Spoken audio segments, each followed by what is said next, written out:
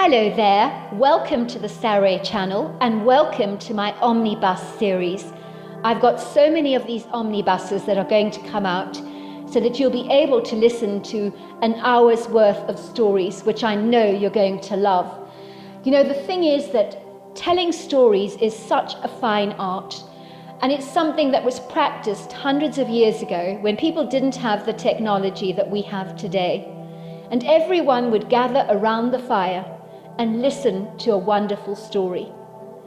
And also, what is so wonderful about a story is that personally, I think it is the best way to go to sleep. Every night when I go to bed, I always listen to stories. And that's something that parents used to do with their children. It's something that they still do with their children. There's nothing better than a good story. And so I hope you're going to enjoy this series. And before we start, I just want to say, do subscribe to my channel because you don't want to miss out on anything. Because I'm in for the long haul and I want to make sure that you get the most stunning stories to go to bed with at night or to listen to when you want to be one of those people sitting beside the fire and listening. Don't forget to subscribe to my channel and let's get started. I hope you're going to enjoy the omnibus. Dear Sarah, and all your lovely listeners, I couldn't believe I was back here again, after 16 long years of having been away. It had been a long, long time, but time appeared to have stood still, as on this sequestered, lonely road, it seemed as if things had remained completely unchanged, and were as they'd always been, although, of course, there were some subtle changes. It was like I'd become a young 12-year-old girl all over again. Everything was exactly as I remembered it to be, although the giant-sized trees that fringed either side of the long, winding ribbon of asphalt were much larger than I remembered, for they had done some seriously impressive growing over the years. Indeed, they had become so statuesquely imposing, much like California redwood trees, their hefty trunks shooting up into the cornflower blue sky, like the most awe-inspiring church steeples. Seeing the trees again was like meeting up with much-loved old friends that I hadn't seen in decades. Did the trees remember me as I remembered them, I wondered? I was standing outside my gold SUV, on the hairpin turn of this long winding dirt road, where I remember so vividly being dropped off by the yellow school bus that would grind to a halt, where it would begin to wheeze and jerk. I would disembark from the bus, thanking the driver, and then I'd take the 10-minute trek back to the trailer park, with my satchel slung haphazardly over my shoulders, and my black lace-up shoes would get badly scuffed by the pebbles and dirt that I kicked up along my journey back home. By the time I arrived back at the trailer, I looked as if I'd walked through a desert sandstorm, as you could have easily written your name on the dust on my shoes. Back in the day, the road was not as seamlessly smooth as it was now. I'm glad to say that someone in the last 16 years or so had attended to the road, for back when I was a child it had become a free-for-all, as burgeoning weeds with obnoxiously ugly heads had grazed their way obtrusively through the tarmac, laying claim to the road, almost as if they had a legal obligation to be there. As I stood there on this sublime, beautiful sunny afternoon, that was still clinging onto the mist from the recent rainfall, almost as if it enjoyed being shrouded by a cloak of mystery.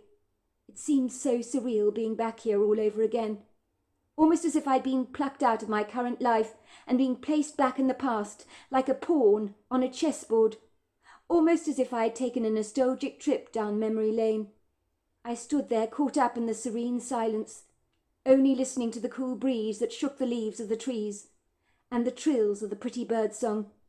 In that magically memorable moment, I was taking it all in, like a child drinking a decadently rich chocolate milkshake, as slowly as I possibly could, to savour every glorious second of that rich, luscious taste.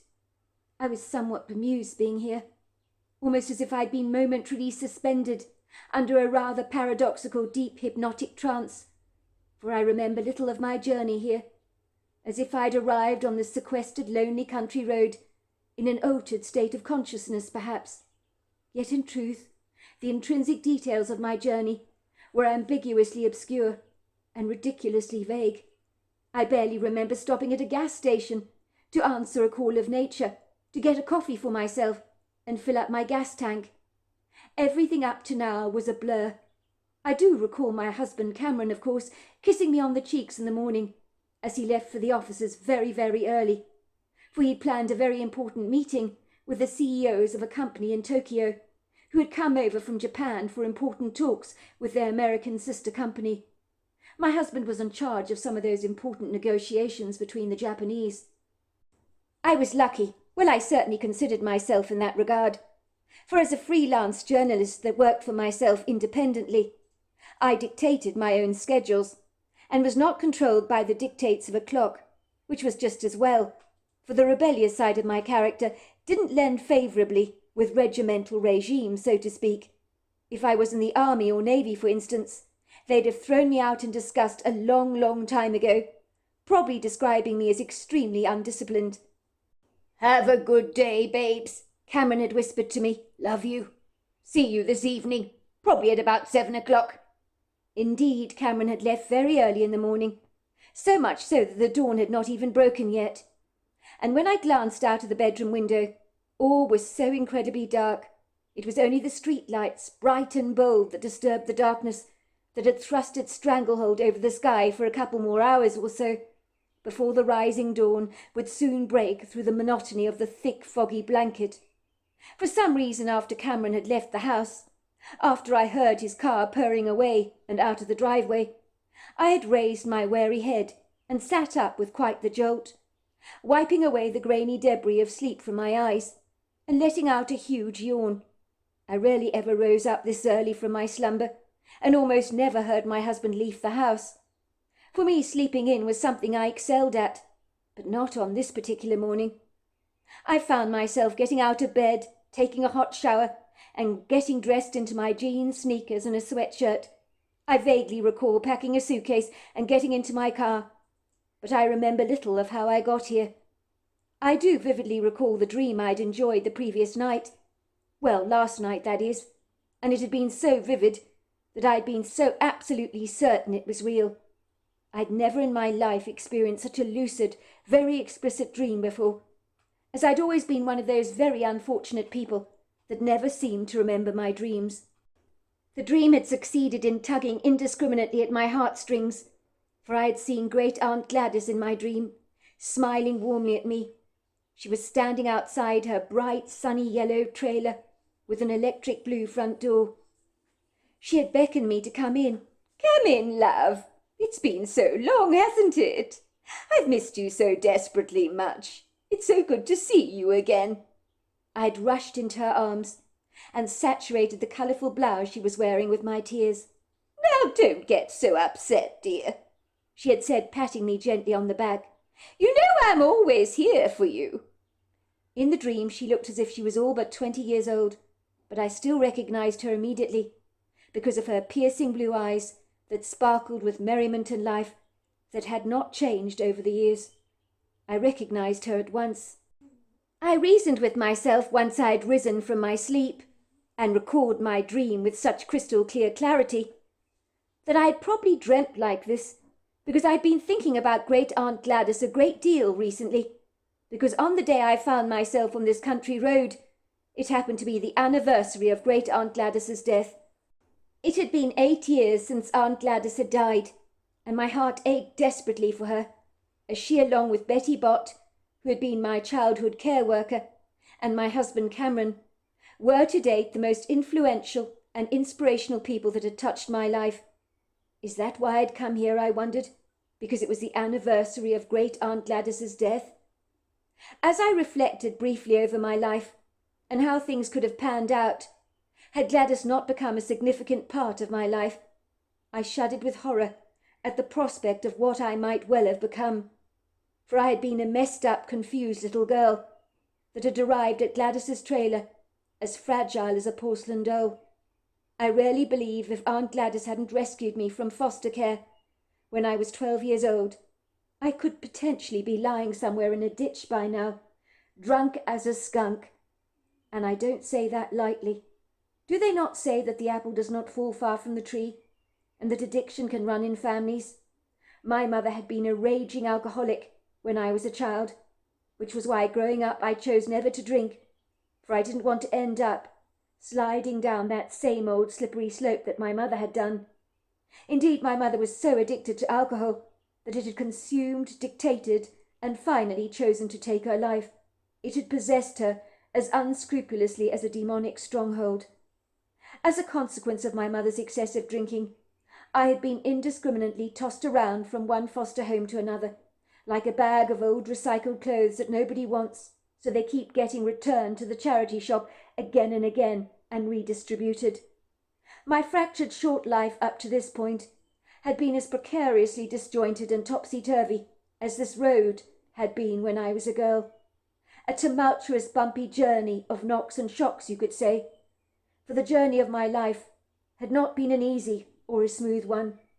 Call me cynical if you like, but I'm absolutely certain many of those foster families that adopted me did so because the state paid them for the privilege. Many of these so-called Good Samaritans who took me under their wings did not care about me at all. The abuse I suffered from some of these families was not the physical kind, but the kind of mistreatment that comes when you are deliberately ignored and abandoned, as if you're living with a family in the shadows, as if they don't even know that you exist or are there. And that is a cruel kind of abuse, for it makes you feel absolutely worthless, like an old roll of toilet paper that has long since been forgotten about. It had been tough in those days, for I had been like a bird with a broken wing that was certain I was never going to be able to fly and spread my wings. That happened to other girls and boys that were not like me, for they came from good, reliable families that cared and loved them. I, on the other hand, felt as if I was doomed to live a life where no one noticed me at all, almost as if I was a fly on the wall that needed swatting away, because I was of no earthly good at all. I remember one foster mother actually telling me that I was as useless as a cockroach.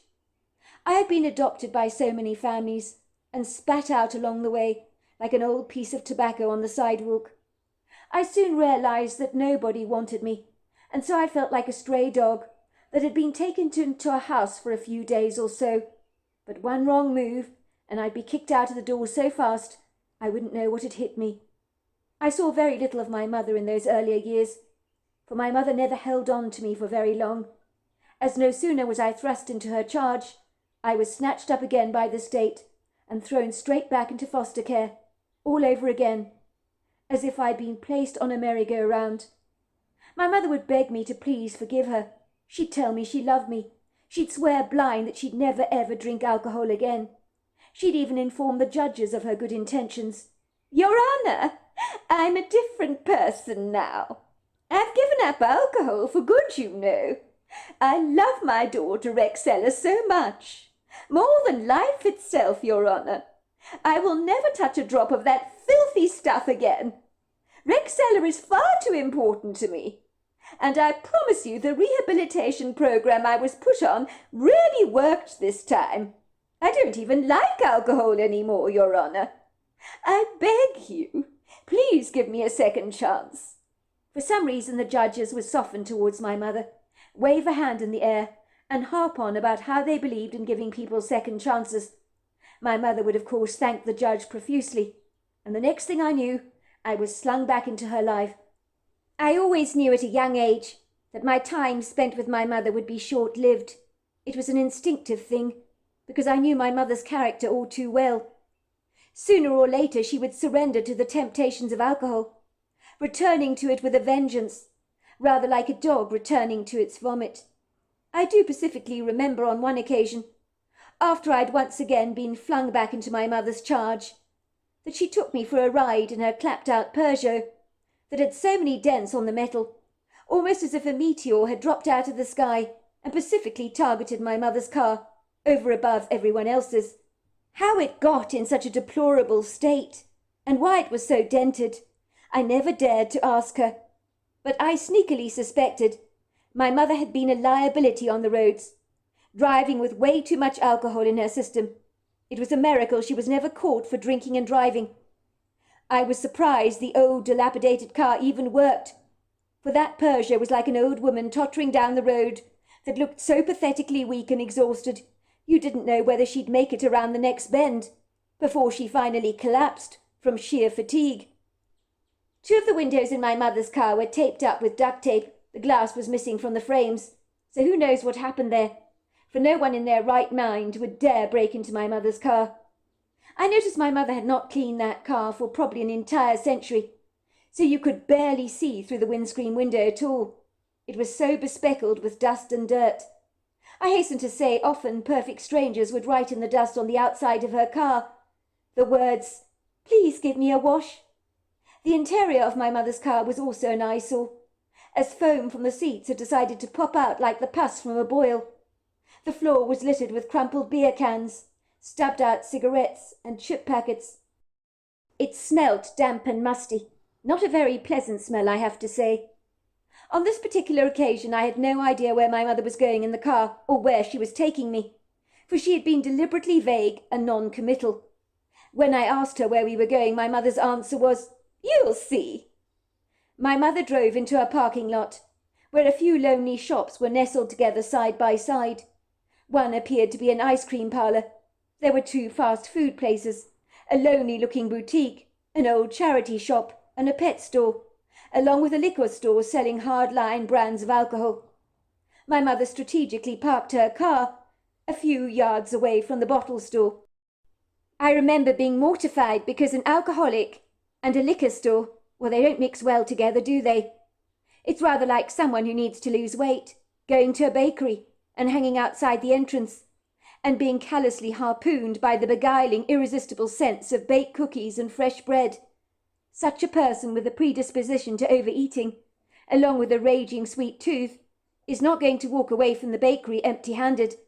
With the best will in the world, that would be too much of a temptation for them to overcome. For good intentions only remain good when they are maintained. Such people will ultimately succumb to the sweet nudges of a few iced donuts and some cinnamon buns, and will probably tell themselves very resolutely that tomorrow they were going to start their diet. But I'm afraid to say, tomorrow never comes. It certainly didn't for my mother. "Mum, what are you doing?" I said. "You know you can't drink alcohol. You promised the judge you'd never ever drink again. That's why he let me move in with you. He trusts you, Mum, not to drink again. You promised him you'd be good. So why are we here?" For a moment my mother said absolutely nothing. She chewed her lip awkwardly, staring longingly at the liquor store, rather reminding me of a dog drooling over a meaty bone that he knows he can't have, but he'll stop at nothing to think of an ingenious way to get his paws on that bone. And that, I'm afraid to say, was my mother's mindset at the time. But the big problem was she was in denial about her weaknesses. "Mum, let's go," I said. "It's not good coming here. This is a bottle store, Mum. Coming here will make you want to drink again. You don't want the state to take me away from you again like last time, do you? You know Betty Bott says she's watching you like a hawk. She doesn't trust you an inch, Mum. She thinks the judge made a very big mistake, giving you a second chance like he did.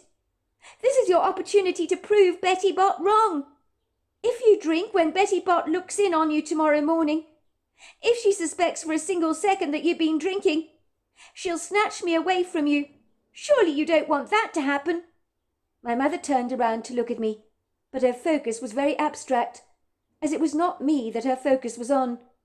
I knew she was imagining the alcohol in the store, and what it would be like to get her hands on a bottle of rum or whiskey or brandy, perhaps, as she imagined the full-bodied drink burning the back of her throat and infusing so beautifully with her bloodstream, offering her body the anaesthetizing, uplifting and soothing effects that alcohol so obviously brings, but conveniently forgetting that after the euphoric high that she would first enjoy, at the end of that rainbow there would be a nasty fall. "Don't be ridiculous, love. Of course I'm not going to start drinking again. I'm not weak-minded like that. That interfering busybody Betty Bott, your care worker, doesn't know what on earth she's talking about. The judge had faith in me, and rightly so. I'm just looking at the bottle store, that's all. I told you, I'm never going to drink again, and I intend to keep my word." But then why are we here, Mum? What are we doing parked in a parking lot opposite a liquor store? If you don't intend to drink, well then why are we here? I like coming here from time to time, said my mother. I can look, can't I? Nothing wrong in that, she said indignantly. It's called window shopping. People do it all the time. They imagine what it would be like to wear a pretty dress they see in the window. And one day, when they can afford to buy that dress, they go to the boutique to do just that. It's called visualization and manifestation, I believe. I've read all about it, you know. But, Mum, you can't window shop when it comes to alcohol. You're being unrealistic. You heard the judge. He made it perfectly clear that you can never drink a drop of alcohol again. He said if you did, I'd be taken away from you. Don't you remember? He said he was giving you one more chance. He said after that it's over for good, Mum. Don't you remember? Of course I remember, love. I told you I'm just looking, that's all. Nothing wrong with that. I'm not hurting anyone, am I? But you're hurting yourself, Mum. You're putting yourself in the firing line of temptation. That's what you're doing. Oh, nonsense, dear. I told you I'm never going to touch alcohol again. Never. In that moment, my heart sank, for my worst fears were confirmed. If my mother was driving up to a liquor store in the middle of the day and staring at the outside of the building so dreamily, as if she was viewing a holiday catalogue of a fabulous place in the Bahamas she longed to visit, it wouldn't be long before she walked into the store and came out with a bottle of full-bodied red wine in her hands. And that would be the beginning of the end for her. My mother's doctor, Dr. Saunders, had warned my mother that she had developed a chronic case of fatty liver disease, and if it potentially got any worse, she could develop cirrhosis of the liver. But his warning words had never bothered my mother, because my mother's naivety was incredible. She was one of those people who lived in the moment, and the future for her was a long way away. Moments later, a man came out of the liquor store. He looked like he was in his 50s, with a huge overhang across his waist. He looked as if he was carrying triplets on his person. He had waddled out of the store with a trolley, his podgy face so red he'd have made a poppy look pale.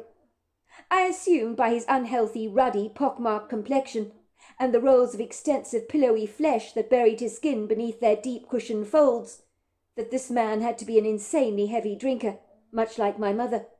I could see his puffy eyes looked like tiny marbles on a massive face, where the skin was swollen and bloated by his obvious overindulgences. When he moved, his entire body jiggled and shook. He'd stop very suddenly to take big, desperate gasps of air, as if he was deprived of oxygen. The trolley he was wheeling with his bloated hands was heavily loaded, and it shook as much as he did, making a clattering sound across the tarmac. The huge crates of beer, along with the bags of peanuts and chips that were piled up on top of the crate, confirmed to me that yes, this man had to be a big drinker. He probably had an addictive personality, much like my mother's.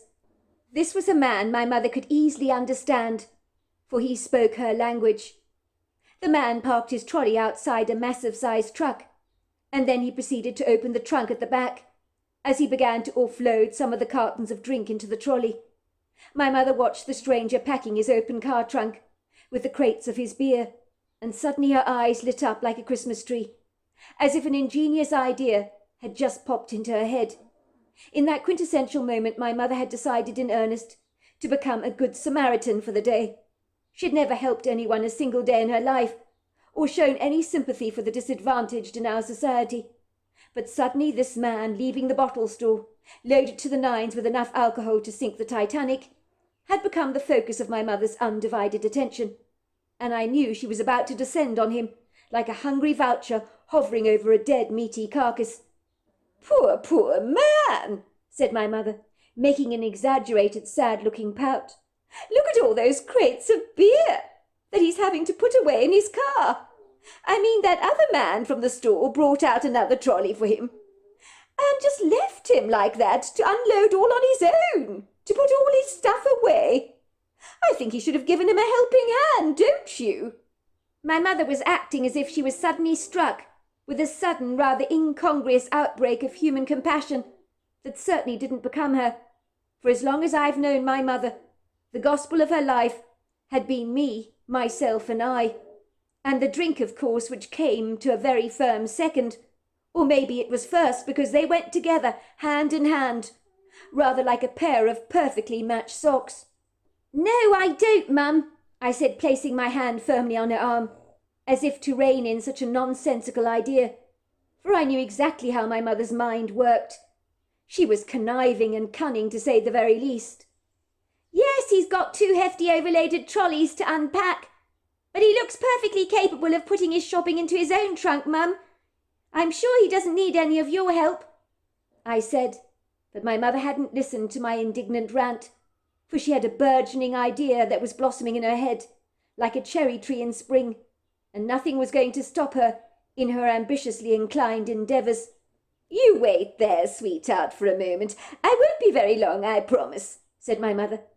I just can't bear to see that poor man struggle like this.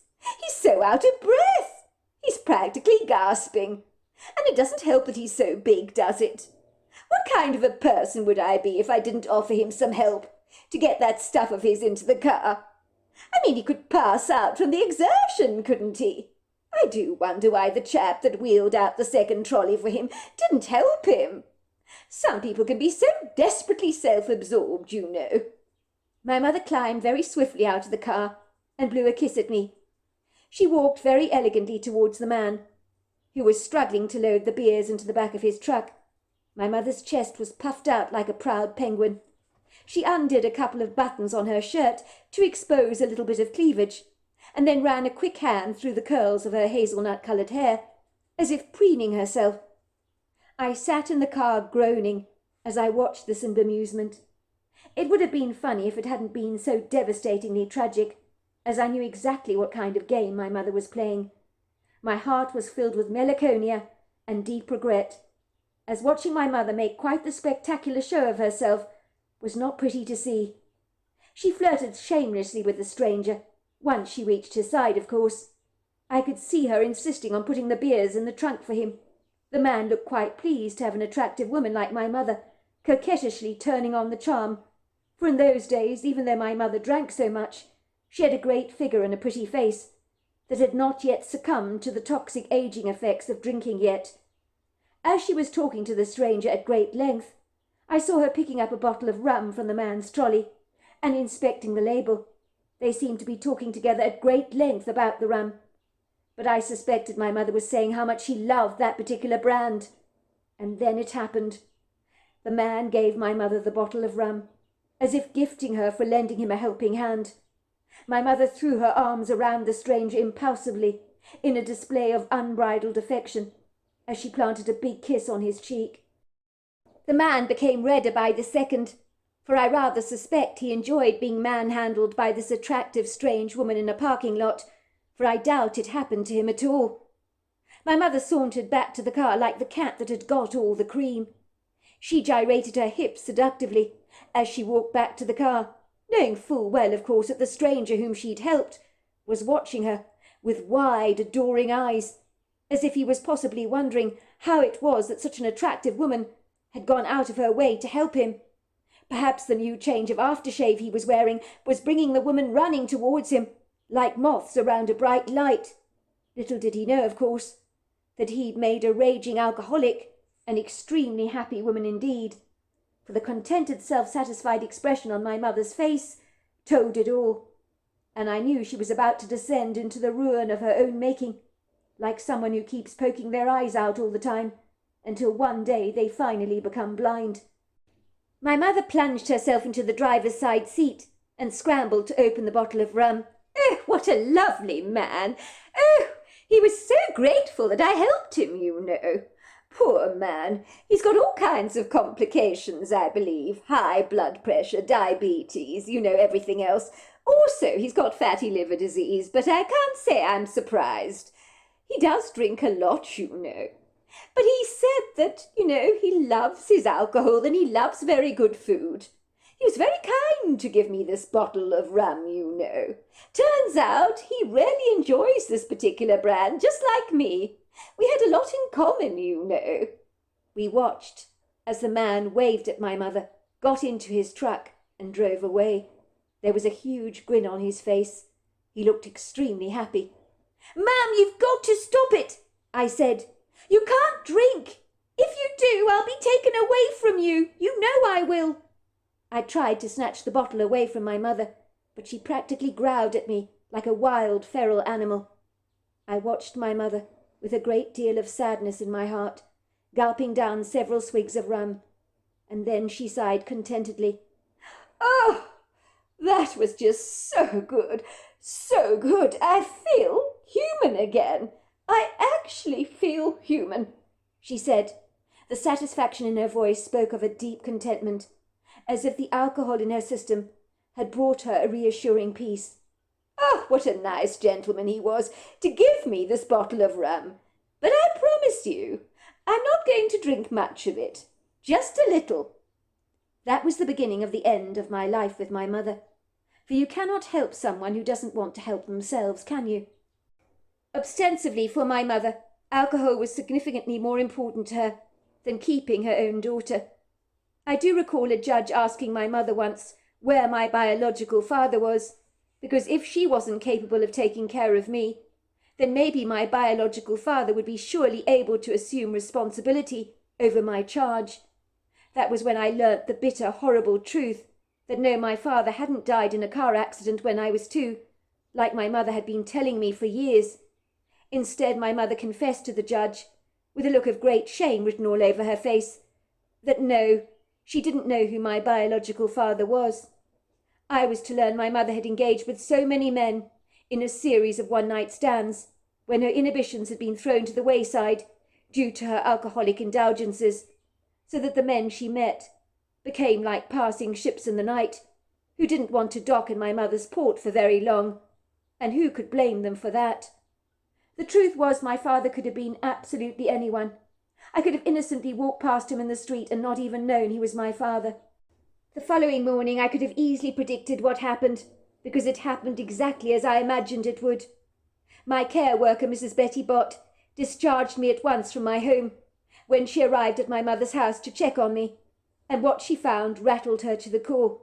My mother was lying passed out on the living room couch, bottles of alcohol strewn around her like the confetti after a bridal shower, and she was snoring like a bulldog. Betty Bott took one look at my mother and shook her head sadly, and then she said, "Some leopards never change their spots, do they? I'm very sorry, Rexella. That ill-informed, very naive judge should never have let you return to your mother's home. I knew your mother couldn't be trusted to take care of you, which is why I kept checking up on you. But she did a very good job, I'll give her that, in persuading that judge of her sobriety. But I wasn't fooled about it for a moment. That woman can barely look after herself, let alone a young girl like you. All this stuff about her being sober is utter nonsense, and never drinking again. The idea is very ridiculous. I've known a lot of alcoholics in my time, and they rarely ever give up permanently. I don't think that mother of yours has ever been sober a day in her life, if I'm being brutally honest. But why does she do this to herself? Why doesn't she care enough about me to stop drinking? Your mother loves you, Rexella. That's why she fought so hard to keep you. But she has a very big problem with drink, and the lure of alcohol dominates her entire life, over and above anything else. It's not personal, love. Her drinking has nothing to do with you whatsoever. Oh, why does she drink? I wish I could answer the question for you, because I don't know. But I do know this, Rexella. When someone becomes addicted to drugs or alcohol, sometimes the stronghold to overcome that addiction is simply impossible to conquer. I wanted so desperately to believe that Betty Bott was right, and that my mother's drinking was not about me. But wherever I went in my young life, I always seemed to be abandoned and rejected by people. And if my mother couldn't give up alcohol on my account, then obviously I couldn't have meant very much to her at all. Betty Bott looked after me for several days after that, where I spent the time with her loving, devoted family, until once again I was placed in the foster care system. By this time, I knew all too well that Groundhog Day would replay itself again in my life. The foster family would likely take me in, and then in a very short period of time, I'd find myself brutally tossed out of their lives, like a piece of old rotten fruit that had gone seriously bad. Was it any surprise that I had been in such a rock-bottom place, an all-time low, at that fragile, vulnerable time in my young life? Certainly, if it hadn't been for the influences of both Betty Bott and my great-aunt Gladys, who I would end up living with over the course of the teenage years of my life at the Piebald Trailer Park, where many precious memories would be made. If it wasn't for those two incredibly selfless women, I don't know where I would be now, but I was certain of one thing: it would not be in a good place. I'd been like a bird with a broken wing, vulnerable and fragile. I believed I'd never be able to fly. It was great-aunt Gladys that had inspired my accomplishments in life. She later encouraged me to pursue a career in journalism. She had been the one that believed in me, applauding my successes when no one else had. She'd encouraged me to try again when I failed badly at something. Great-aunt Gladys never had much money. She was as poor as a church mouse, but she had a heart that was so incredibly large it could easily have swallowed up the entire Atlantic Ocean. In those young years of my life, from the age of 12 onwards, I would not have swapped my idyllic life spent with great-aunt Gladys with anything else in the world, not even for a celebrity castle in Scotland.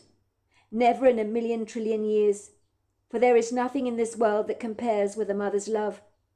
Gladys became that incredible mother to me, the mother that I'd never had. In the beginning it was tough for her raising a 12-year-old girl, who was both skittish and nervous, but she won me around, and I had never looked back. I still vividly recall the day very clearly, when my foster family, the Sandersons, told me that I'd be moving in with a new family. They told me this very casually and nonchalantly over the breakfast table, as I was tucking into my toast. They told me that my care worker, Betty Bott, was on her way to pick me up, and I would be going on a long trip from Southern California to the Olympic mountain range in Washington to stay with my brand new family.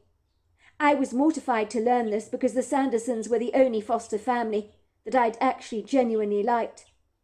Over the course of my life, I had lived with over 8 foster families and gone to over 7 different schools, and I was now being discarded all over again, and I couldn't believe it. "I'm so sorry, love. Just so you know," said Mrs. Sanderson, wiping the crumbs away from her mouth, "this has nothing to do with you, Rexella. We've enjoyed having you in our home. I'm just afraid it's not longer than I would have liked. But Mrs. Betty Bott was most insistent that you would be moving away to Washington. She told me to tell you to pack your suitcase. She'll be here shortly. I'm so sorry that your stay with us has been so short. We've really enjoyed having you around." When Mrs. Bott had arrived at the Sandersons' house, I felt more than a little annoyed, for the Sandersons had been the only foster home that had made me ever feel welcome, and now my care worker, Betty Bott of all people, was discharging me from my new family, without rhyme or reason. And I did feel exceedingly disenchanted about this, as it was another chaotic disruption in my life that I could well do without.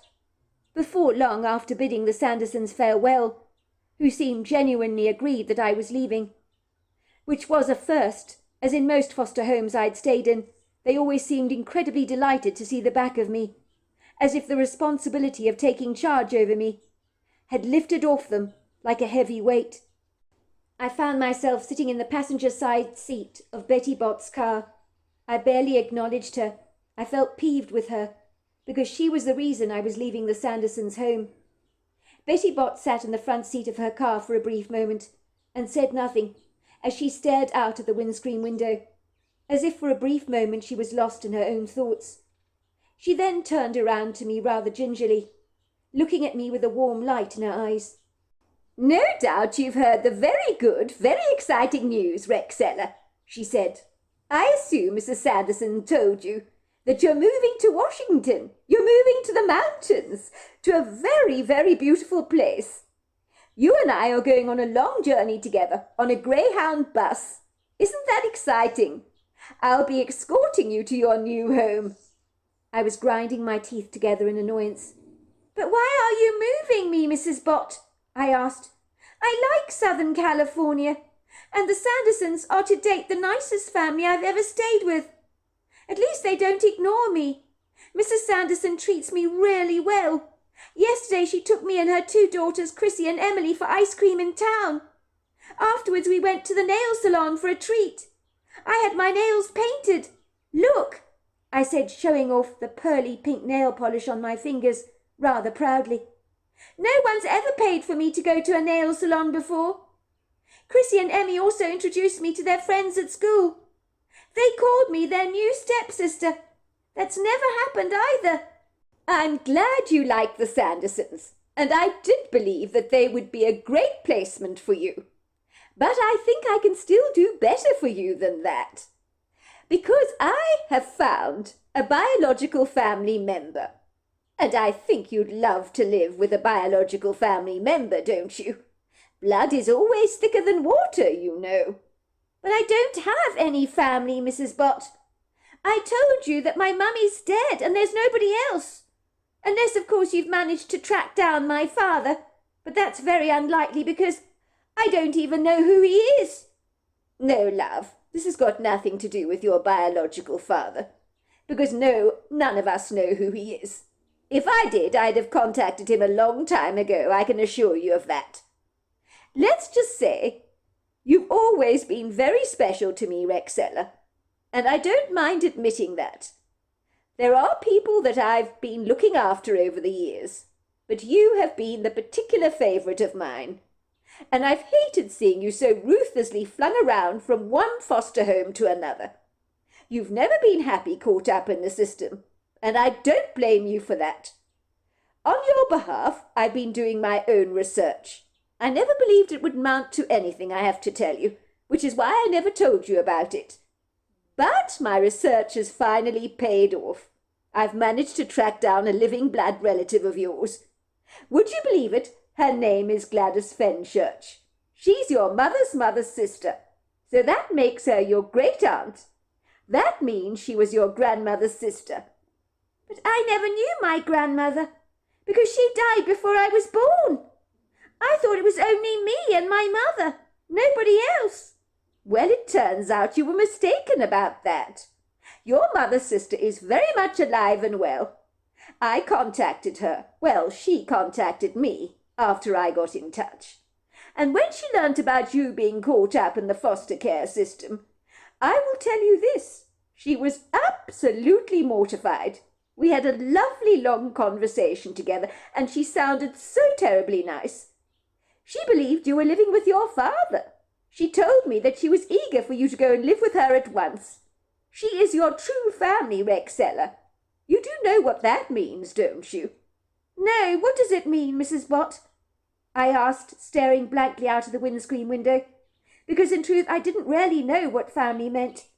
For in my young life I had never known the safety and security of a stable and loving home, not even with my own biological mother. Those qualities belonged to other people, but not to me.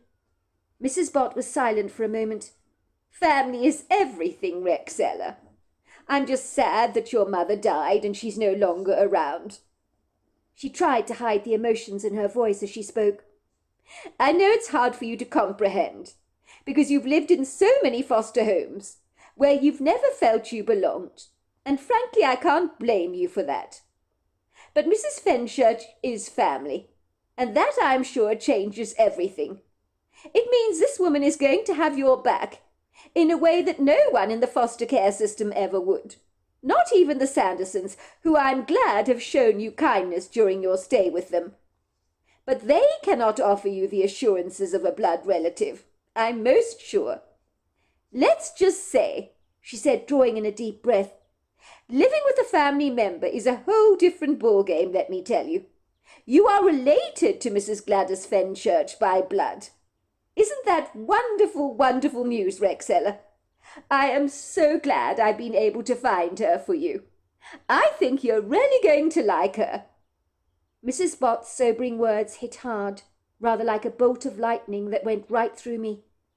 I tried to say the word family under my breath. What did that even mean? I was touched to the quick by Betty Bott's kindness. She had gone all out of her way to trace a biological relative of mine, just out of the goodness of her heart. Not many care workers would have gone to so much trouble. Now I was going to live with my late grandmother's sister, and up till that point in time, I had never known of her existence. The journey in the Greyhound bus had been a long, rather dirty one, where 19 hours dragged on so aimlessly, each minute stretching out like a rubber band that never seemed to want to snap. It had rained most of the journey. I was so grateful to have Mrs. Bott at my side, as she was very good company, and being escorted by her to a different state made me feel less overwhelmed by the newness of everything. Mrs. Bott spent a lot of time bobbing off to sleep in the vinyl seat beside me, as the jerking motion of the bus would often send you off into a deep snooze. When she was awake, I noticed her nose would always be caught up in the novel that she was reading. My tired, very puffy eyes shimmied over the map that Mrs. Bott had given me of Washington State.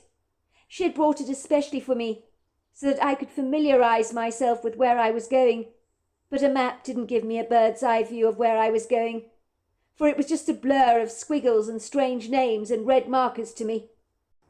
I imagined snow-draped mountains that came straight up to the water's edge, and trees so tall that they shot up like giant green pencils into a perfect blue-coloured sky.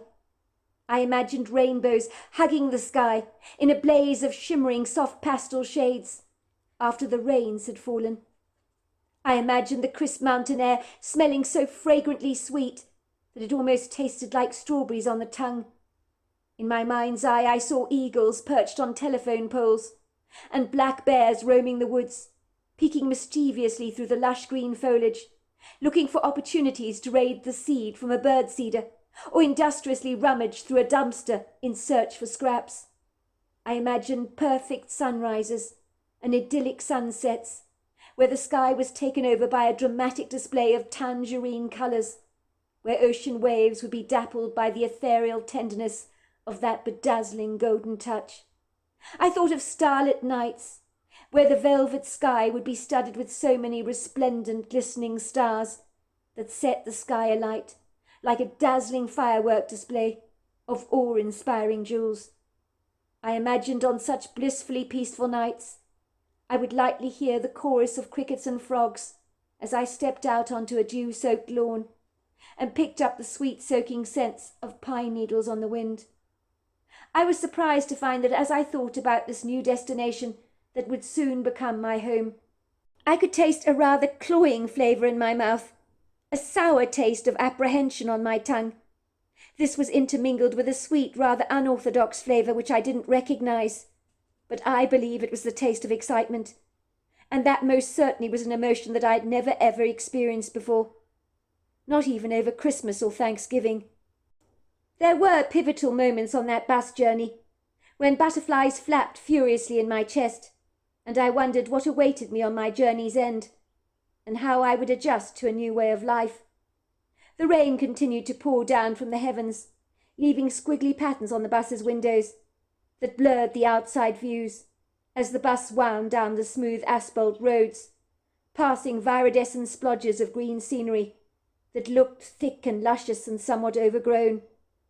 The Greyhound bus left behind the crust-covered hills of Southern California, so that even they seemed like a distant memory, like an old earth-toned canvas that the artist has disregarded, which he promptly replaces with a canvas that is incredibly green, depicting an altogether different landscape, which represented, I expect for me, a brand new beginning. I had experienced far too many fresh starts in my life, from a plethora of new schools and new homes. I could only hope that this new beginning would be one that I would gladly welcome. My care worker, Betty Bott, seemed to believe that this really was a promising start for me, and I could only hope she was right. I mean, she had been working on the foster care system for over 20 long years, so surely she knew exactly what she was doing, bringing me to live with a long-lost relative like this, a woman I'd never met, who she claimed sounded perfectly charming on the end of the telephone. But I knew from learnt experience Just because something looks good and sounds good, it doesn't mean it actually is. At the end of this insufferable, long drawn-out journey, that at one point, I confess, I thought would never end, the bus suddenly arrived at the cement-covered lonely terminal. It came to a standstill, squatting there like an oversized grey beetle, and making a wheezing sound as the engine stopped. Black smoke puffed out of the bus's nostrils, like fire from a dragon. It was almost as if the bus itself was enjoying a smoke, rather like an old man after working on a long, hard day in the fields, bringing out an old pipe and relaxing on his rocking chair as he smoked. The smoke was immediately dissolved by the injections of rain that thumped down on the roof of the bus. "We're here," called out the bus driver in a rather scratchy voice. "Please, will you all disembark? Don't forget to check you have all your belongings with you. I will open up the luggage hold all in a second. You're going to need your umbrellas. It's raining out there hard." People stirred from their seats, rising eagerly, their clothes crumpled, their faces drawn, their bodies frayed from sitting in the same position for so long. I stood up grateful to finally stretch my stiff legs. I straightened out the sweatshirt I was wearing, in the hope that it might make me look moderately respectable. I was exceedingly nervous about meeting my great-aunt. What if she didn't like me? What if she rejected me, like all the foster families had done before? It was with a smidgen of reluctant doubt that rained down heavily on my heart, rather like a great big block of industrial-sized cement. In single file, I gingerly followed Mrs. Bott out of the bus. The door was flung open. The driver nodded at us courteously as we descended the steps to the tarmac below. Mrs. Bott faithfully held out her umbrella over my head. The rain thundered down on the outstretched nylon. In the distance I could hear the faint grumble of thunder, as if the sky was warning us that a bad storm was brewing. And I know, for one thing, I didn't want to get stuck in the middle of it. It took a while for me to find my suitcase, even though it happened to be the most conspicuous suitcase among them all. As it was badly beaten up, and so incredibly old, it really did look like it was on its last legs. It was covered with ancient stickers advertising all kinds of things from peanut butter to breakfast cereals from the 1960s. So I have no idea how old the suitcase actually was, but it was an antique for sure. Mrs. Bott picked up my suitcase, and together we sat under the bus shelter to wait for my great-aunt to arrive. All the passengers that had disembarked suddenly dissipated, rather like ants in a nest that seem to vanish the moment their nest is disturbed. Before long it was me and Mrs. Bott, waiting at the bus shelter all on our own, for my aunt to arrive. The terminal became so quiet and subdued. You could have cut the silence with a knife. "What if she doesn't come, Mrs. Bott?" I asked nervously. "She'll be here soon," said Mrs. Bott with a firm conviction, a conviction that I certainly did not feel. I guess during the course of my young life I was so used to people letting me down. Why would it be any different now? Then I saw it, a rather battered-looking beige Mazda, with bumps along the fender, making a casual, rather nonchalant approach into the terminal. The car seemed somewhat hesitant for a brief moment, and then on seeing us the Mazda drove right up to the bus shelter and came to a final, rather abrupt stop. I could see a shadowy figure of a woman sitting there in the front seat, but my impression of her was ambiguously blurred. The rain had obscured my vision. Then I saw my great-aunt, who Mrs. Bott had told me was in her late 60s, climbing out of the Mazda. She had a small umbrella raised above her head. So this was my great-aunt, I thought.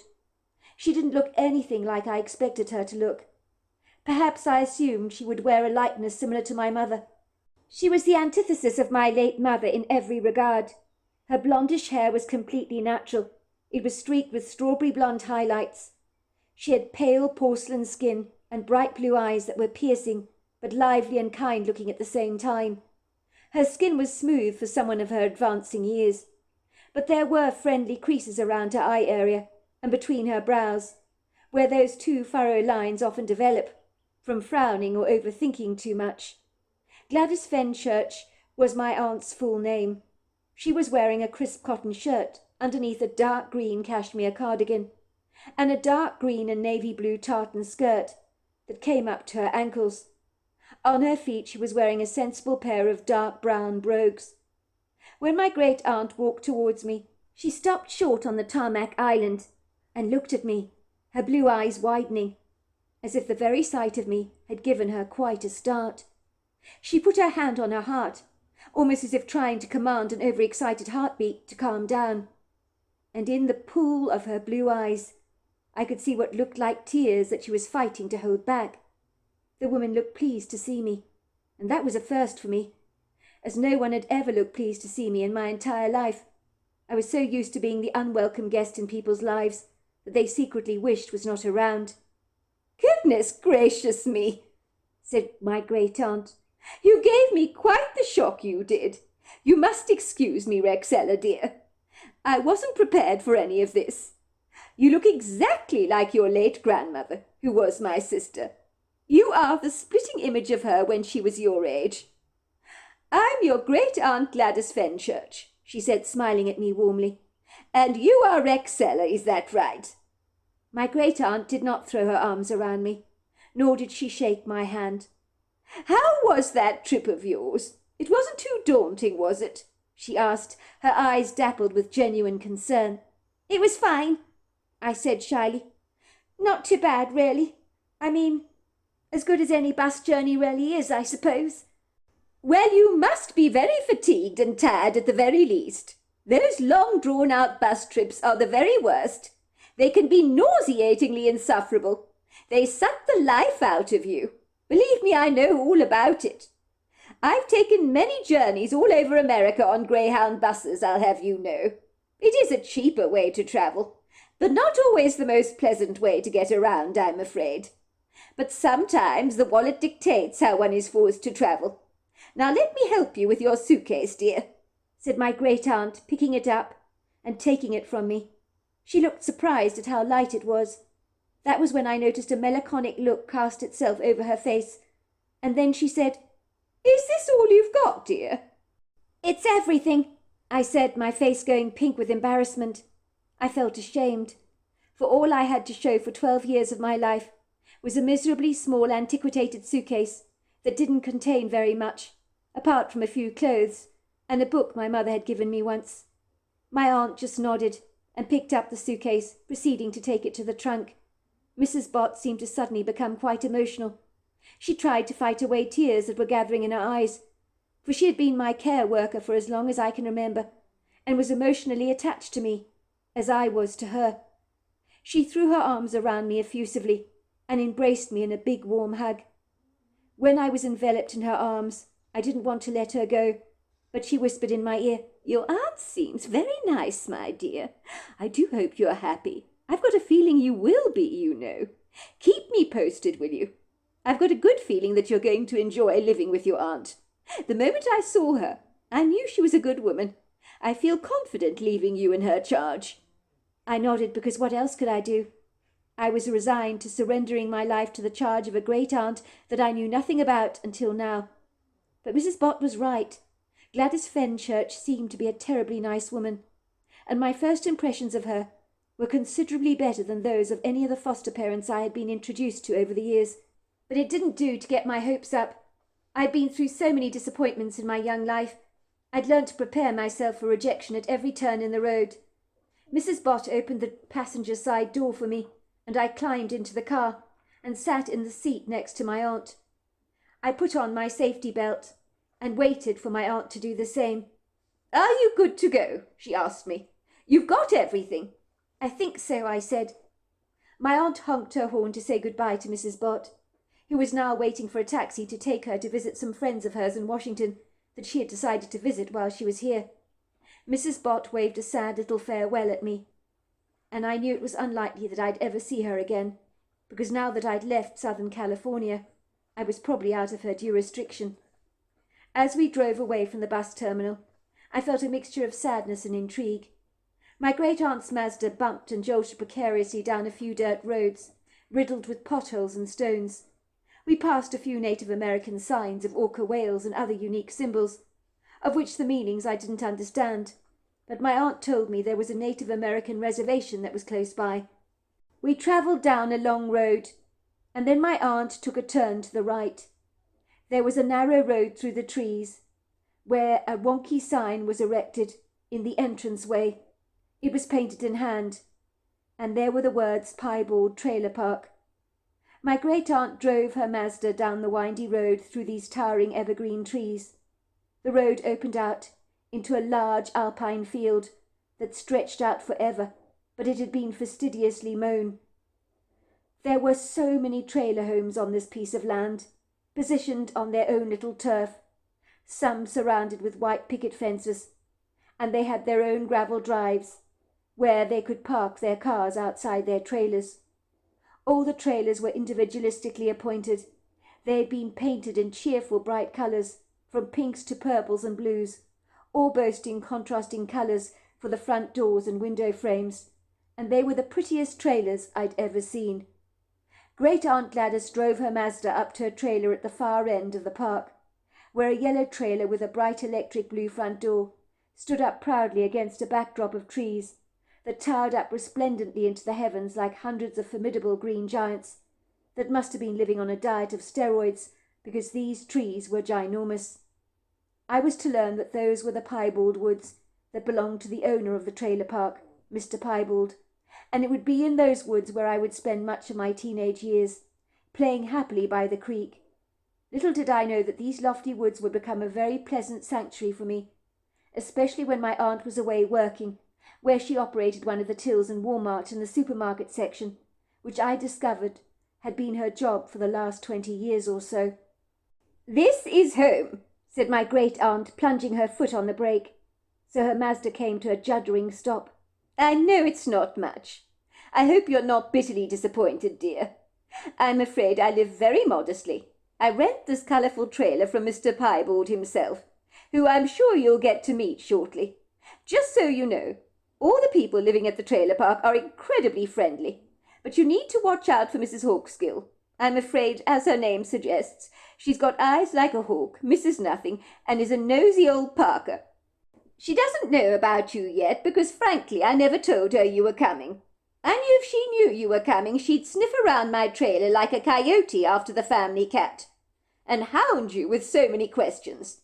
You need to watch her because she is such a talker. She can talk the legs off a donkey, believe me. I'm afraid to say there are not any children your age living at the park. I'm not really sure why that is, but I suspect most people living in the trailers, well, are an older bunch. I hope it won't be too lonely for you here, but I'm sure you will make good friends with some of the adults living around here at the park, and the youngsters your own age that you meet at the local school. You're always welcome to bring any friends you like back to the trailer. That's if you're not embarrassed to do so, and if you are, I can understand perfectly why that would be the case." I stared at the trailer, thinking how pretty it looked, even though it was tiny. I could see there were faded blue and white plaid curtains in the window, which suggested my great-aunt didn't have much money. There were 2 terracotta plant pots outside the front door of the trailer, hosting a leggy display of purple petunias that had long since passed their best and were a little sad-looking. "Come in," said my great-aunt, who already opened her car door and sidled over to the trunk to retrieve my battered, forlorn-looking suitcase. The trailer on the inside was surprisingly neat. In fact, it was as tidy as a new pin, and smelt of lemongrass, which I was to discover was my great-aunt's favourite essential oil, which she sprayed around the trailer liberally, so it always smelt very nice. "It's lovely, your trailer. Very cosy," I said. "Thank you, dear. It's very kind of you to say. It's all I can afford, I'm afraid. I've never been a wealthy woman. Not that I'm complaining, of course. Being wealthy and having it all, believe it or not, is overrated. I think some of the richest people in our society are among the most miserable. Even King Solomon admitted as much. He said a labourer's sleep was sweet, but a rich man's worries were very much." "Did he say that?" I asked. "Well, I guess it makes perfect sense to me." "Well, the truth is, dear, I have struggled my entire life financially. Although I've never envied people who have much more than I do. I'm very happy with my lot, you know, very satisfied. I'm sure this trailer probably isn't nearly as nice as some of the foster homes you've stayed in over the years, but at least it's a roof over your head, and even if I say so myself, the place is reasonably cosy." I sighed. Some of the places I've stayed in over the years haven't been that great. Your trailer might be small, but it's very well presented, and it's incredibly cosy." "Well, it's very nice of you to say, dear. In regards to all the foster homes you've stayed in over the years, I did not know you were caught up in the foster care system, I'm afraid. Otherwise, I'd have brought you here to live with me a long time ago. I'm very sorry I was ill-informed about your rather unfortunate plight. Had I known of your circumstances, I would have intervened at once. I'm only grateful that Mrs. Bott was able to contact me and inform me about your situation. I'm very sorry, dear, to learn about the tragic passing of your mother. I can't imagine how difficult that must have been for you, and how desperately tragic, especially to a woman of such young age. She had such a potentially promising life. It broke my heart to learn of her death. I understand it was cirrhosis of the liver, if I'm not right." "That's right. And it came on so quickly. She was diagnosed with fatty liver disease. She swore she wasn't going to drink, and I went to live with her for a few days. And then I was taken out because she started drinking again. And the next thing I knew was she was in hospital dying. It happened so quickly." "I can't say I'm desperately surprised by how your mother's life ended. I suspected it would end that way. My sister, who was your mother's mother, bless her cotton socks, she died over 20 years ago, you know. It seems only like yesterday. In a tragic car accident. Anyway, I don't want to go over that. Anyway, she told me that when your mother was a teenager, and we're talking about a year older than you are now, well, she got in with a bad crowd, was drinking like a fish. Can you imagine drinking like a fish at your age? Well, that's what she was doing. And my sister persuaded herself that at least her daughter wasn't taking cannabis or cocaine. Small consolation, if you ask me. I mean, nobody wants a 13-year-old girl to be drinking alcohol. Anyway, she said her daughter would stagger home smelling strongly of a brewery. She knew that was the beginning of the end. She feared that your mother was becoming exactly like her father. I'm afraid to tell you, Rexella, dear, your mother's father, which is your grandfather, well, he died of cirrhosis of the liver just like your mother did. He died when he was 41 years old. So it seems your mother didn't learn any lessons from her father's early demise. She continued to drink, despite the dangers of it which she was well aware of. So it would seem father and daughter were birds of a feather, unable to overcome the addictive allure of drink. I nodded lamely. It was bad. My mother's death, I mean, really bad. Betty Bott, my care worker who you met at the bus terminal. Well, she's always been good to me. Well, she seems like a very nice woman, my great-aunt agreed. She seems to care about you. Well, she took me to the hospital to say goodbye to my mother when my mother was dying. I barely recognized her. Her skin was so yellow, it looked like leather. She was thin and emaciated like a skeleton. When I went to see her, she didn't seem to know who I was, and that really upset me. Well, that's the alcohol, what it's done to her liver, I'm afraid, said my great-aunt candidly.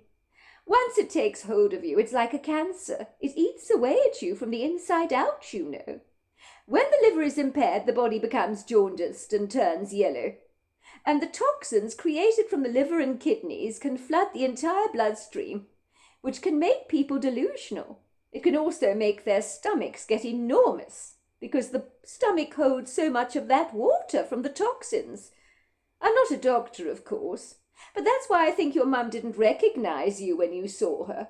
I'm very sorry for your loss, dear. Losing your mother is not easy, even though she was a difficult woman. I lost my mother a long time ago, I said glumly, long before she passed away from cirrhosis of the liver. Well, I think that's true, said my great-aunt sadly. When someone's addicted to a substance, not only do you lose them, but they lose you too, and they lose themselves. There are no winners in such a situation. I glanced around at the interior of the trailer home with a curious interest, as this was my new home. An L-shaped kitchen sidled up to a dining room area with a Vermica table surrounded by 4 metal chairs.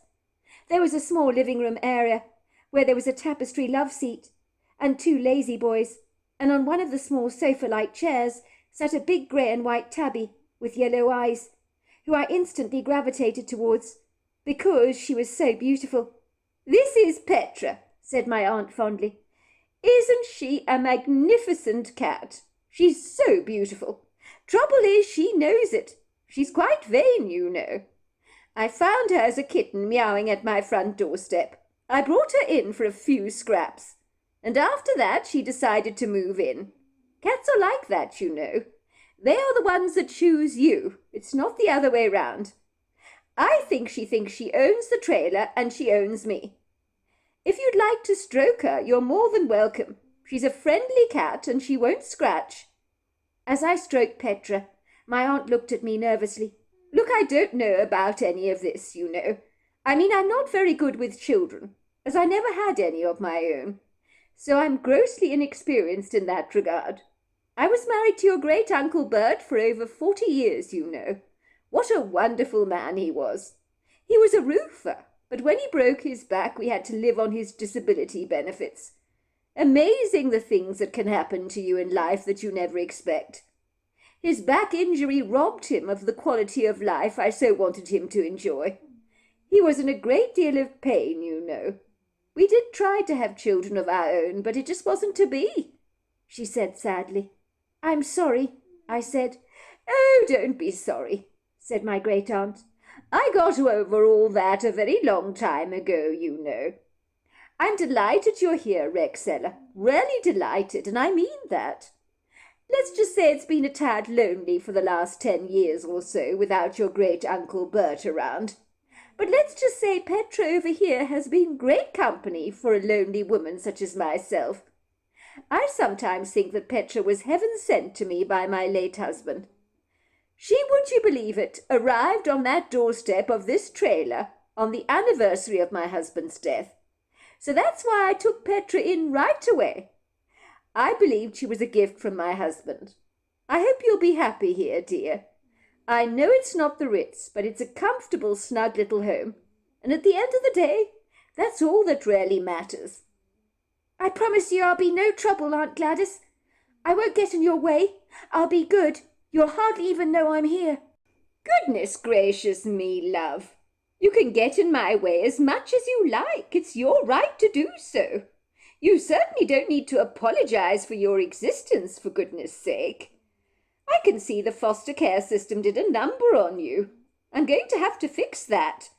You're a very special young lady, Rexella, and don't let anyone tell you otherwise." "It's just that every time I've stayed at a foster home, after a while they don't want me any more," I said, tears suddenly spilling down my cheeks, which surprised even me, for I had not expected this sudden emotional outburst. "What if you don't want me any more? Will you send me back to Southern California? I really don't want to go back. I think I like it here." "Good grief, love," said my great-aunt Gladys, looking somewhat crestfallen when I spat out my fears to her.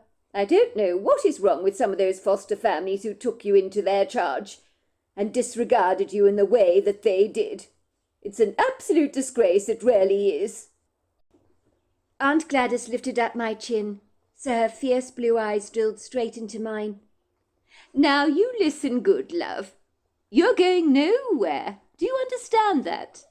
This is your home for keeps, and no one is ever going to throw you out. Not even Petra over there," she said with a wink. "I think Petra already likes you. She's a very discerning cat, you know." "So you're not going to send me back to Southern California if you decide you don't like me after all?" "Heavens, no, love. You're family now. You belong here. You're the only family I've got left, so you're like a daughter to me now. Even if you annoy me day in and day out, I'd never send you away, and that's a promise. I'd rather you not call me Aunt Gladys, though. It's a bit of a mouthful, don't you think? Just call me Gladys. I'm very happy with that.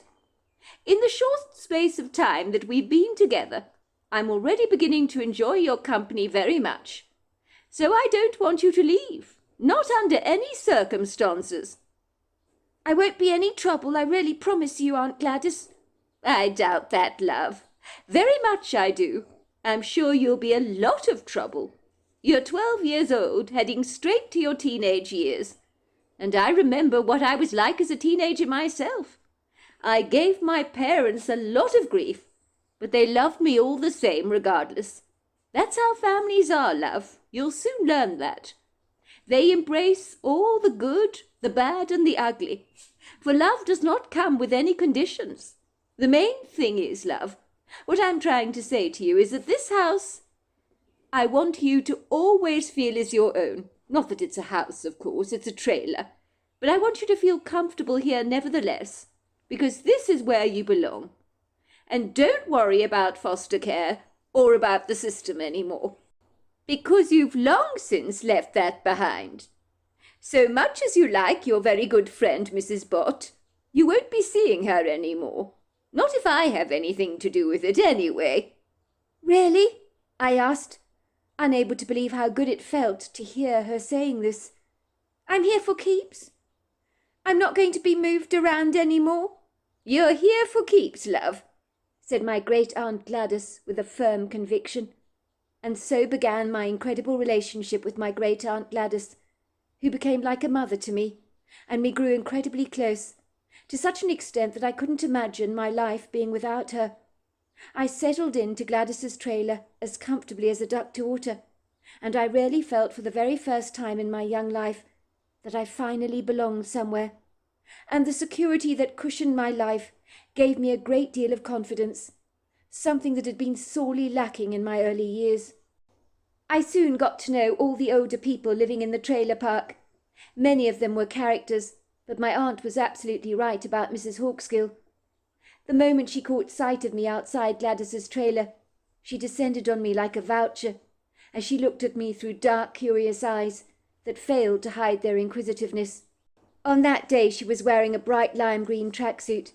I'd never seen such a glaring green colour before, and it really made her look as if she was a female praying mantis.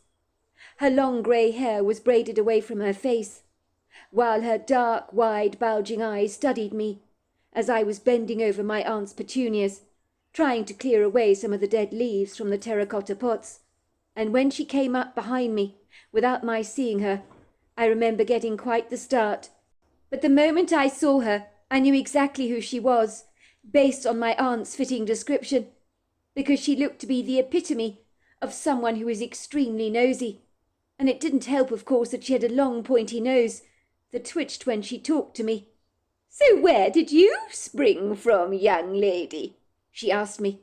"I haven't seen you around here before. But let me tell you, the piebald trailer park could do well with some young blood for a change. We're all getting old around here, you know. I dare say you must be connected to Gladys in some way. A relative, perhaps?" she asked, raising a questioning brow. "That's right. Gladys is my great-aunt." "The cheeky devil," said Mrs. Hawkesgill. "She never mentioned you before. I didn't even know she had any living family members. Well, welcome, young lady, to the piebald trailer park. If you ever get bored and you fancy a nice little chat, I'm in the mint green trailer over there with the pink door." All these years later, I was no longer that vulnerable 12-year-old girl anymore, as I stood on this sequestered country road, lost in the fragrant memories of my past that smelt as sweetly nostalgic as the pine needles dotted around me on this road, that filled the crisp air with their woody, citrusy notes. I pulled out my cell phone from the back pocket of my jeans to call my husband. I wasn't sure how he'd react when he learnt my news, and that I'd been travelling for many hours, and was now back at a place I'd always called home. "Cam, it's me," I said. "Well, of course it's you," came my husband's chuckle. "I think I'd recognise your name on the caller ID, don't you? So what's up, babes? You sound as if you're far away. It's like the phone has a poor signal, I'm afraid, so your voice sounds rather faint." "That's because I am far away, Cameron. I've been driving non-stop to get here. Can you believe it, Cameron? I'm back. I came back. It's been 16 long years." "Sorry to interrupt you, babe, But what exactly are you talking about when you say you're back? Are you saying you're back at the old trailer park where you grew up as a young teenager with Gladys Fenchurch? If that's the case, what the hell are you doing there? That's a very good question, Cam. I don't even know the answer to that myself. I'm not actually sure, but I'm not at the trailer park exactly. I'm on the sequestered country road that is a 10-minute walk away from the trailer park. It was where I was dropped off as a girl by the yellow school bus. You don't know why you're there? Isn't that a bit outlandish? Came my husband's shocked response. Well, it's hard to explain, Cameron. Well, I'm listening. I haven't got all day, but I can listen. Well, last night, Cam, when I was fast asleep, I had a vivid dream. And when I say vivid, I mean lucid. I have never dreamt like that before, Cameron. I never have dreamt with every detail so pronounced in my dream. I was back at the trailer park, where I'd grown up as a teenager with Aunt Gladys. Oh, my word, the dream just gave me goosebumps. In the dream, I saw Great Aunt Gladys waving at me from inside the trailer. She was waving at me furiously. It was like she was welcoming me back here, urging me to come in, like she did when I first arrived at the trailer park as a 12-year-old girl. It was so bizarre, let me tell you. So let's get this right, Rex. Because of this so-called very vivid dream of yours, you decided to get into the car and go on an intrepid adventure all of your own and travel straight back to the past. Is that it? If you don't mind my saying, it sounds profoundly odd. It wasn't exactly like that, Cameron. It's very hard to explain what happened. But after you left this morning, I got out of bed and had a long hot shower. I packed a suitcase and got into the car and drove and drove. I didn't even know where I was going. And then I found myself here. I felt as if I was acting on autopilot, as if something was urging me to come back here. I know it sounds so silly. Anyway, besides all that, I didn't tell you, but today is actually the anniversary of Gladys's death. I've been thinking of her an awful lot lately, you know. Well, I always do, of course. Oh, babes, why didn't you tell me it was the anniversary of Gladys's death? We could have gone out to celebrate her life together. No wonder you're all over the place. You're emotional. Your great aunt had the most positive impact on your life, and you turned out so well because of her influences on you. Look at you now. Not only are you the most amazing wife any man could ever ask for, but you're a very successful journalist with pristine ethics who refuses to be brought by the establishment, and that's a rare quality indeed. You're a very special person, Rexella, and I never tell you that enough. I know exactly why you drove all the way out there. It makes perfect sense to me. You do? But of course I do. You wanted to feel close to Gladys. But I want to tell you one thing, babes. I am quite sure that when you think of Gladys, she's already there with you. You think so? Absolutely. One thing is for sure. You're never going to find Gladys in a graveyard with granite and fading flowers, any more than you're going to find her at the trailer park. Wherever she is in the ethereal realm, she's certainly not hanging around here. But my bet is she's watching over you every time you so much as think of her. Cam, I don't know how to say this to you, but I'm really scared to go back to the trailer park. That's why I'm on this sequestered road, you see. It's 10-minute walk from here and probably 2 minutes in the car. But what if it's not there anymore? It's been 16 long years. Supposing the place has been bulldozed and, God forbid, has become a farmer's field with cows traipsing around the place. Or what if someone has built a sizable mansion on the land? Well, babe, I hate to burst your bubble on this one, but nothing ever stays the same, does it? It's the cycle of life. Think about it for a moment. What about a caterpillar when it becomes a butterfly? Or what about winter when it turns into spring? Nothing is a constant, so there is a big possibility that you need to prepare yourself for, and that is that the piebald trailer park may not exist anymore, and you have to accept that. Please don't say that, Cameron. I'm scared that you're right. I don't want the Piebald Trailer Park to be gone. It's got such a special place in my heart. So many happy memories. If it's gone, I know, babes, you'll be upset. And that's perfectly understandable. Well, if it makes you feel any better, when I went back to my old childhood home, I was devastated that lovely little bungalow that I was raised in as a little boy had been cruelly bulldozed, and in its place was an ugly gas station. I was mortified. It felt as if my childhood memories had been obliterated. But you know something? Memories may fade, but they don't ever go away. And at least you have those memories about the park, in your heart, even if it is no longer there. So you really think that, do you? That the Piebald Trailer Park doesn't exist anymore? Is that what you're saying, Cam? I didn't say that, babes. Don't put words in my mouth. You won't know until you go there, will you? I'm scared to go there, Cam. Unless my worst fears are confirmed. Back in the day it was a delightful trailer park, you know. A lot of characters lived in those trailers. People I really genuinely liked. They were all like family to me, the whole lot of them. The trailer park was owned and managed by a man called Mr. Piebald, which was why the trailer park was called the Piebald Trailer Park in the first place. Ah, well, that would make perfect sense to me, Cam chuckled. People love to name places after themselves. It's a vanity thing, I rather suspect. So what was this Mr. Piebald like? He wasn't one of those ruthless landlords, was he? Throwing anyone out who didn't pay their rent in time? I know the type only too well from my university years. No, he wasn't like that, Cam. If I remember right, I think he was in his 40s when I actually left the trailer park. He had such a shiny bald head, you know, that if you buffed up the windows in your trailer, you'd never get them as shiny as his head was.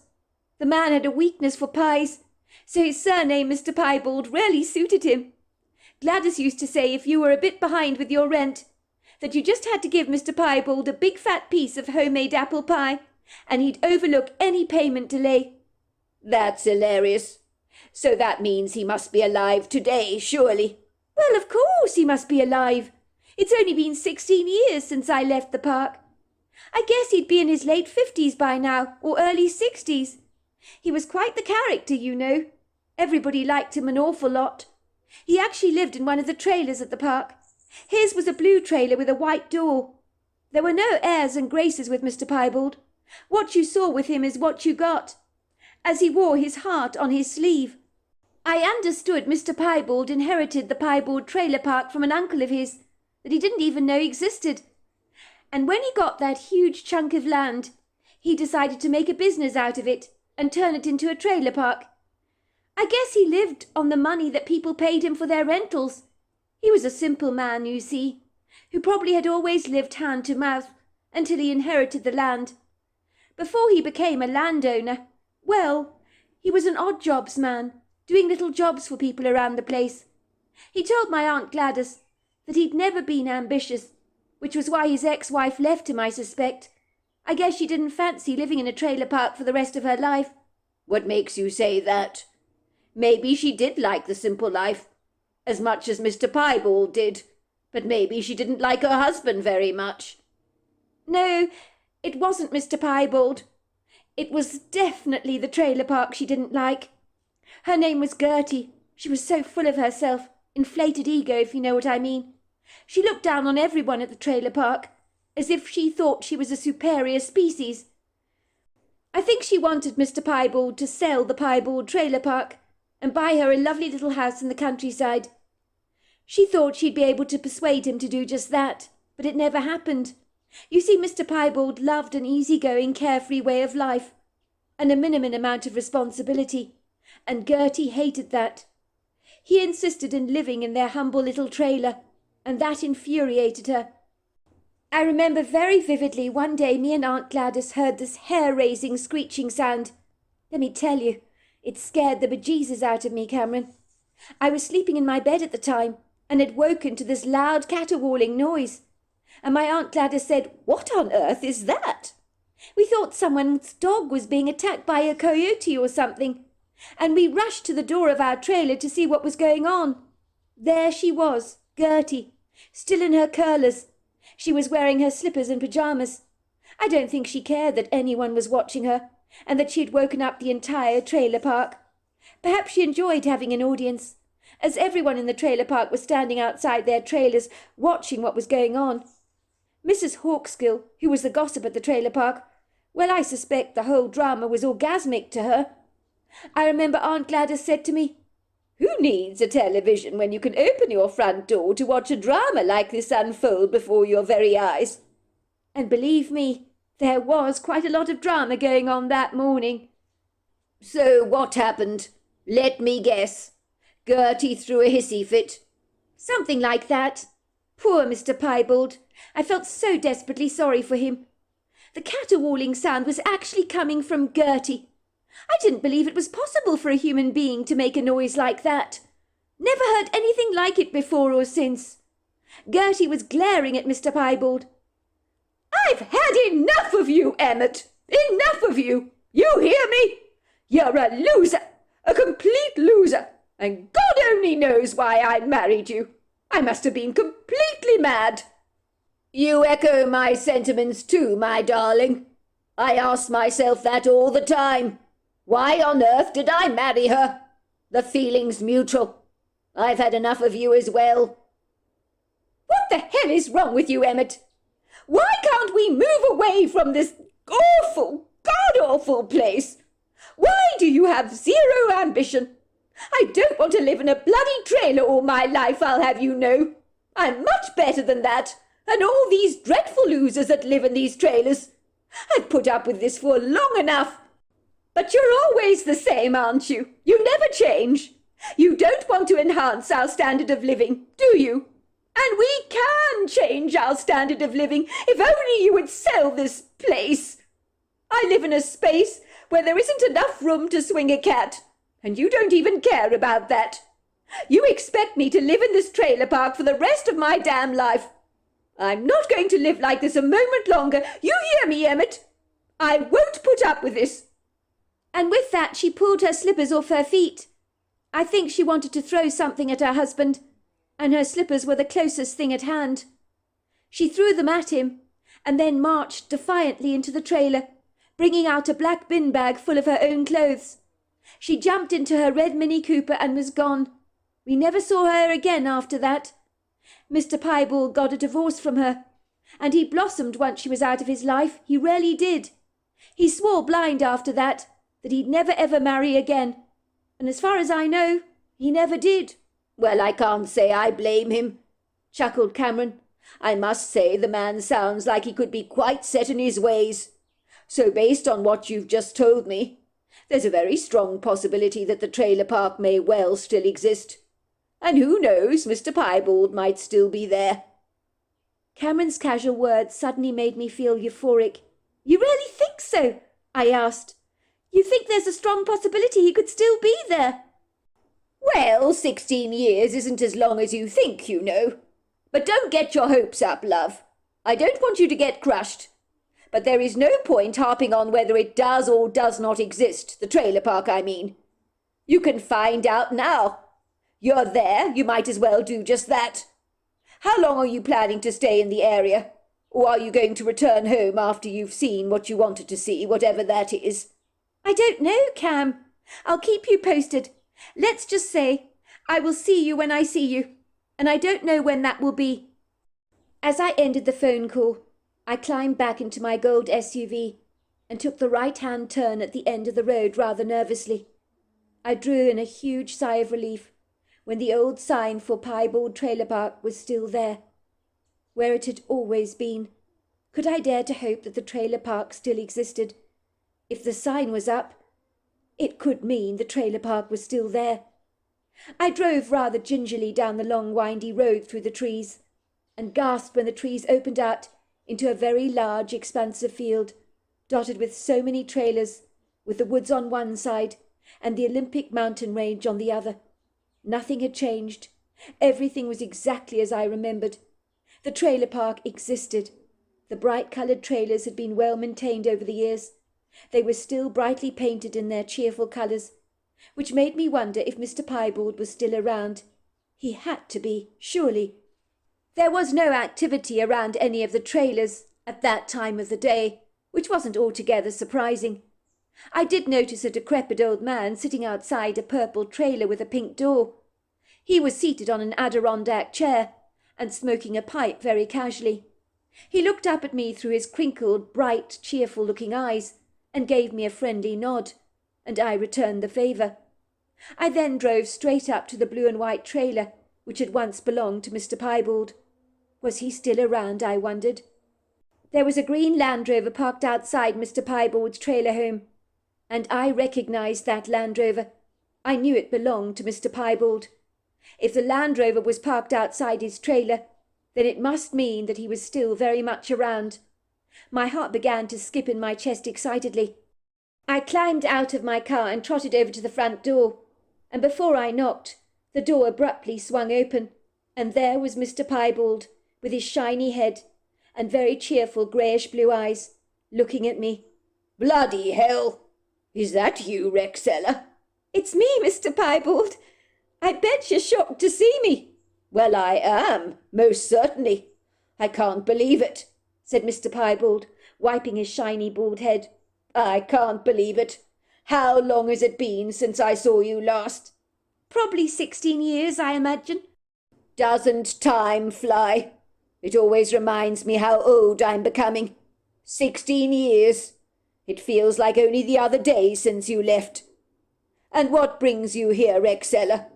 This is a pleasing surprise, let me tell you." "I don't know why I'm here, Mr. Piebald. Even I can't answer that question. Last night, shall we say, I dreamt about the trailer park and about Aunt Gladys. I got in my car and drove here, without even thinking about it, and here I am." "Good Lord, that's a rather outlandish thing for you to do. But I'm very glad you're here. I am so pleased to see you. It's been a long time." "I must admit, I didn't think your trailer park would still be here, Mr. Piebald. I was so pleased to see it was. I was so delighted to see it was still here." "Why wouldn't it still be here? I'm not that old, Rexella. Did you think I'd be pushing up the daisies by now? Surely not." "No, of course I didn't think that. I knew you'd be around, but I wasn't sure you'd still have the place, the trailer park. Everything these days is bulldozed, is it not?" Mr. Piebald scratched his bald head reflectively. "You know me, Rexella. I'm very set in my ways. That's why the wife left me. She couldn't stand the fact that I refused to change. Many things around me do change, but I'm always the same. This place has my heart. It's always been my home. And I have no intention of selling the Piebald trailer park until I draw my very last breath. As you can see, I've kept all the trailers in impeccable condition, repainting them every year, so that nothing around here looks, forlorn and sad. I make a decent enough income from the rentals, so I'm not going anywhere." "Well, I'm glad to hear that, Mr. Piebald. You have no idea how glad I am to hear that." "So you're not thinking of moving back to my trailer park, are you, Rexella? Were you having wistful dreams of returning to your teenage abode?" he teased, giving me a charming wink. Mr. Piebald had not changed at all. He may have become a little older, granted, but he was just as charming as I remembered him to be, with a cheeky sense of humour, and seeing him again brought a warmth to my heart. It was good to be back here again. Although why I'd come back here was still a question I couldn't answer. I looked at Mr. Piebald with a surprised expression developing on my face, because I'd never known him to have a trailer going free. If he was asking me if I was returning to my childhood abode, could I dare to hope that Gladys's old trailer was not occupied at the moment? I knew that Mr. Piebald's rentals at the Piebald trailer park came usually with a long waiting list, as people wanted to live in Mr. Piebald's trailers because they were so incredibly well maintained, and the views over the mountains were sensational. "You mean to tell me, Mr. Piebald, unless I've got this wrong, of course, that you got a trailer available for rent? You do surprise me. That would be a first." "If you must know, Rexella, I do have one trailer for rent, and it's the very trailer you used to live in with your Aunt Gladys. when she was alive. The old lady who lived there, Mrs. Miranda Button, well, she was getting extremely frail, and I'm afraid she went to live with her daughter in Detroit. Her daughter was here 2 days ago to pick her up. We were very sad to see Miranda go, but she was getting to a stage where she couldn't do very much for herself, and was completely housebound. I was the one doing all her shopping for her. As I was saying, she left the trailer 2 days ago, so I've been getting it up to scratch before I rent it out again. And now here you are, so your timing is impeccable to say the very least." "You're joking, Mr. Piebald," I said, sounding aghast. "You mean to tell me my Aunt Gladys's old trailer is available for rent? Is that what you're saying? You wouldn't rent it out to me for a few days, would you? I'd love to stay there, but I'm not looking for anything long-term, I'm afraid. I guess living in the trailer for a couple of days would revive some of those old memories of my childhood. I already feel nostalgic just being back here again." "Of course you feel nostalgic, Rexella. Anyone would. This was where you spent your teenage years. I myself am glad to see you again. And as far as I'm concerned, you're welcome to stay here for a few days or as long as you like. It would be good to have you around. But I wouldn't dream of charging you for the privilege. Everyone who has lived here at the Piebald Trailer Park at some point has been like family to me. And that includes you, Rexella, along with your late Aunt Gladys Fenchurch." Mr. Piebald shook his bald, shiny head rather melancholically, and peered at me through his grey bird-like eyes. "So many of the folk that lived here when you were a little girl, well, when you were a teenager, are long since deceased. But Mrs. Hawkskill, would you believe it, is still very much around, and is as nosy as ever," he said with a mischievous twinkle in his eyes. "I guess there's some things that never do change." "She's still around?" I asked, looking dumbfounded. This I hadn't expected to hear. "You're kidding, right?" "No, I'm not," chuckled Mr. Piebald. "Mrs. Hawkskill is still very much around, and her nose is always in everything, as you know. Let's just say that woman seems to have an incredible ability to know everything. She knew before anybody else did in this trailer park that Miranda Buttons was leaving the trailer park to live with her daughter in Detroit. She knew this before anyone else did, and she advised me that unfortunately my trailer would be empty. I didn't believe a word of it, but I was proved wrong, of course. How she finds out these things before anyone else does, God only knows. Now let's see. You're going to need a key for the trailer, aren't you? You need to put on the refrigerator when you get in there. I'll send over some bed linen for you to use. Let me give you a key to your great-aunt's trailer. She's well missed around here, you know. Even when Miranda Buttons moved into that trailer, I never saw it as belonging to her. I always considered it the Fenchurch trailer, and that's what it's called these days." "So my aunt's trailer is named after her? That's incredible, Mr. Piebald. She'd be so pleased about that." "Well, I think it is a Fenchurch trailer, do you not think?" said Mr. Piebald, grinning. He rummaged around with a huge amount of keys he had on his hall table, and pulled one off for me, and he handed it to me. On the key ring were the words, "Fenchurch trailer." "There you go. Those are the keys to your great-aunt's trailer. I think it looks probably exactly as you remember it to be. Even the terracotta pots outside the front door are exactly the same. I think the only thing that you will find is different is I got the love seat recovered. It was covered with so many cat hairs from your late aunt's cat. What was her cat's name again? Lovely thing she was. But she certainly left so many hairs around." "Oh, you mean Petra? You're right. She was such a lovely cat, and she lived to an old age, let me tell you. But I remember even after she died, which was so devastating for both me and Aunt Gladys. Gladys couldn't get rid of those cat hairs out of the love seat. So I can't say I'm surprised you recovered it." "I'm glad you've come back, Rexella, I really am. It is so good to see you again," said Mr. Piebald, his face growing suddenly very serious, and his eyes almost looking sad. "We don't get many people from the past coming back here. That doesn't often happen around here. So it's a privilege having you back, it really is." "Thank you, Mr. Piebald. I said suddenly, throwing my arms around him to give him a warm hug, because he'd been so terribly kind towards me. I really appreciate everything. Do you still love apple pies by any chance? Mr. Piebald's face lit up like a Christmas tree. The word apple pie still made him light up, just like the old days. You know I love pies. You remembered that? Goodness gracious me, you've got a good memory. Well, I have to admit nothing has changed in that regard. But you know what? I really miss your great-aunt Gladys's apple pie. No one made a better apple pie than she did. I'm glad to hear you say that, Mr. Piebald, because guess what? I know the recipe. So I'll make you one this evening. I'll pop off to the local store to buy essentials, and then I will make you a pie. Now you're talking, said Mr. Piebald excitedly. I would be in heaven if I got to taste another piece of your great-aunt's apple pie, made by her own niece. What a lovely thought. Thank you. I would very much like that. It seemed so surreal to be back at the Piebald trailer park. It really was like going through a tunnel back in time. Mr. Piebald was right.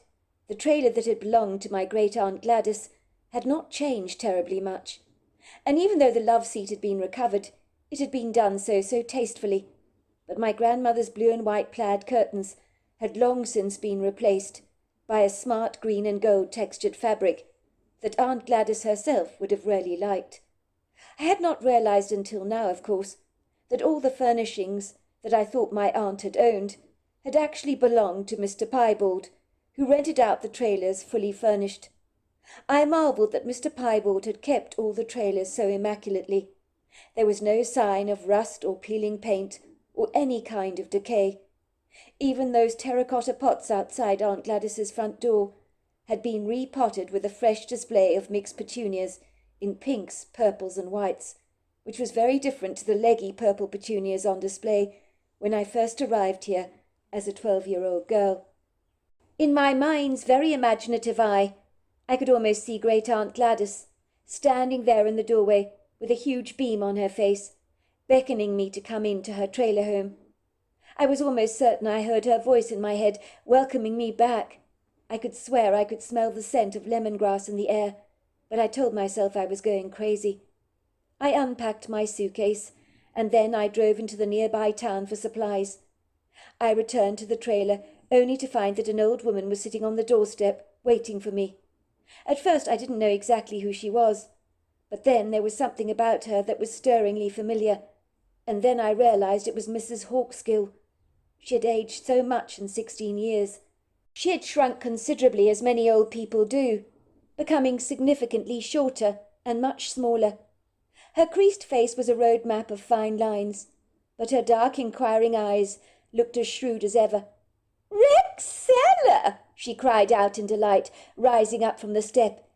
In her hand she was carrying a bunch of mixed daisies, which she handed to me. "These are for you," she said, looking genuinely delighted to see me. "When Mr. Piebald told me you were back to spend a few days in the Fenchurch trailer, I was so delighted to hear the good news. Usually when people leave the trailer park, it's either in a box or they go to a retirement home. But you coming back, well, it's such a delight. I do remember you vividly as a young teenager. You spent so much time in the creek in the woods, did you not?" "You knew I spent a lot of time in the woods by the creek?" I asked, genuinely surprised. Mrs. Hawkskill blushed a little. "Well, you know, you were young back then, weren't you? Your great-aunt was working in Walmart, and when you hung around the trailer park and played around in the woods, I used to check up on you to make sure you were all right. You were quite a dreamer back in those days. You probably still are. I like that about you, you know. You would sit by the creek and just stare into space, probably gathering all your thoughts, I expect. I knew while your aunt was at work, someone needed to have your back. I know people around here have always thought I was a bit of a busybody, but I think it's important to know what's going on around you, don't you? And I was very very concerned about your well-being, as you were the only young person in the trailer park. Well, I guess I owe you a thank you then, Mrs. Hawkskill, for keeping an eye on me like that. You don't need to thank me for anything, dear. I've always watched over the people I care for. You look quite lovely, you know. You've grown up into a very beautiful young woman, but then again you always did have very attractive features. You're not going to believe it, but I dreamed of you last night. You did? I asked, looking more and more amazed by this. I mean, what were the chances of this nosy old woman I remembered in the past dreaming about someone who'd lived at the trailer park 16 years before? Was she winding me up on this, I wondered? But when I looked straight into her dark eyes, I could see she was very sincere. Don't look so surprised. Yes, I did dream about you last night, as it happens. And I did dream of your great-aunt Gladys as well, both in this yellow trailer together. It was bizarre, because I hadn't thought about you, or your aunt for that matter, for quite a while. I tried to make a point of living in the present and not looking back. I was rather taken aback, I will admit. The dream was so profoundly real, very vivid. And then here you are standing before me in the flesh. Well, it makes the dream I had last night very bizarre. What did you dream about exactly? I asked. Well, I dreamt you and your aunt had moved into the trailer. That was when I got up this morning.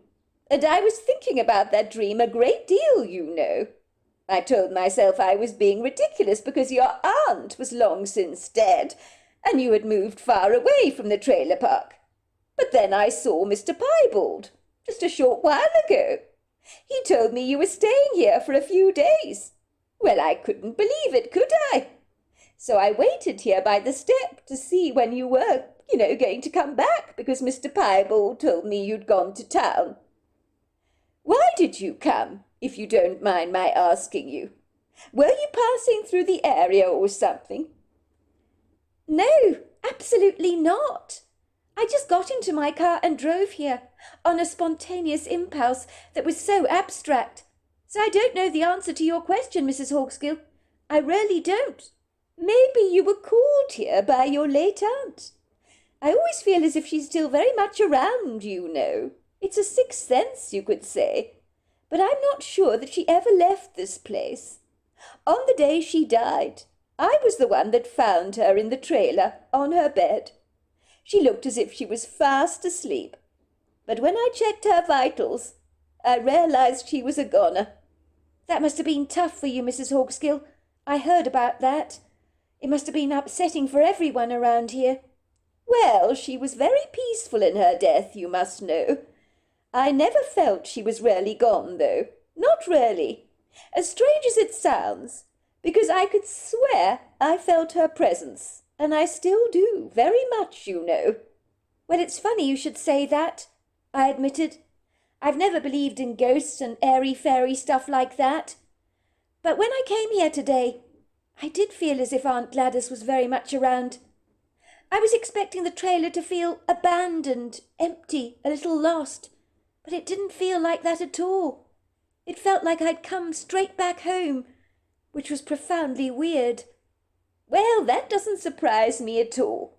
Your great-aunt loved this trailer, and the park, almost as much as Mr. Piebald did.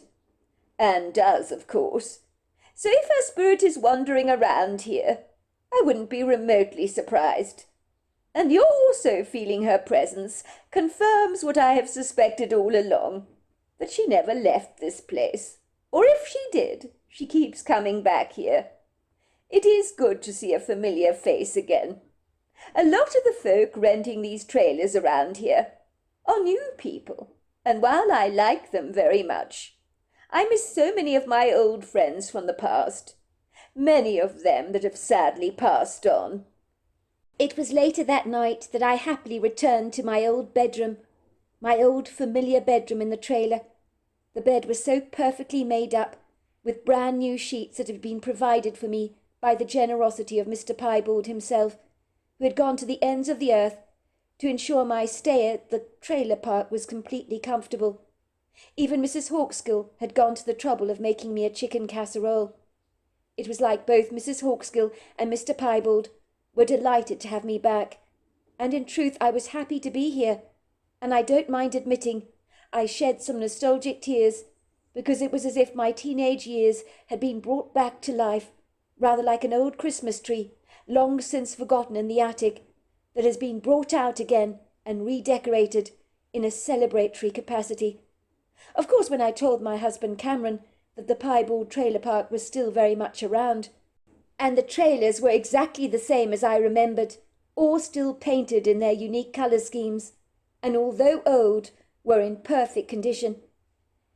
Mr. Piebald was still around and looked exactly as I remembered, with the same shining head and the same passion for pies. Cameron was delighted, of course, to hear all my news. So I take it you're going to stay there for a few days, babe? You don't mind if I do you, Cameron? I had asked him almost apologetically. I bought some food to last a few days, and I made an apple pie from the old oven to give to Mr. Piebald. It was my great-aunt's favourite recipe. He was thrilled. He always loved Great-aunt Gladys's pies. He said she made the best apple pie that he'd ever tasted. I think there were tears in his eyes when I gave him that pie. Well, it sounds like he was happy to see you. A blast from the past returning to the fold, of which he is incredibly attached. Of course he's happy. For the record, of course I don't mind your staying in the bright yellow trailer that was once your beloved home. You stay there as long as you like. You know when you told me how you'd driven to your old childhood haunt, in an abstract kind of trance, only to arrive there on the anniversary of your great-aunt's death? I couldn't help feeling you were meant to be there. You thought that? I asked Cameron, unable to hide the surprise in my voice, because Cameron wasn't exactly what I would describe as the most sentimental of people, but he seemed to have a profound understanding as to why I'd come here. Well, actually, I did feel that way, Cameron admitted.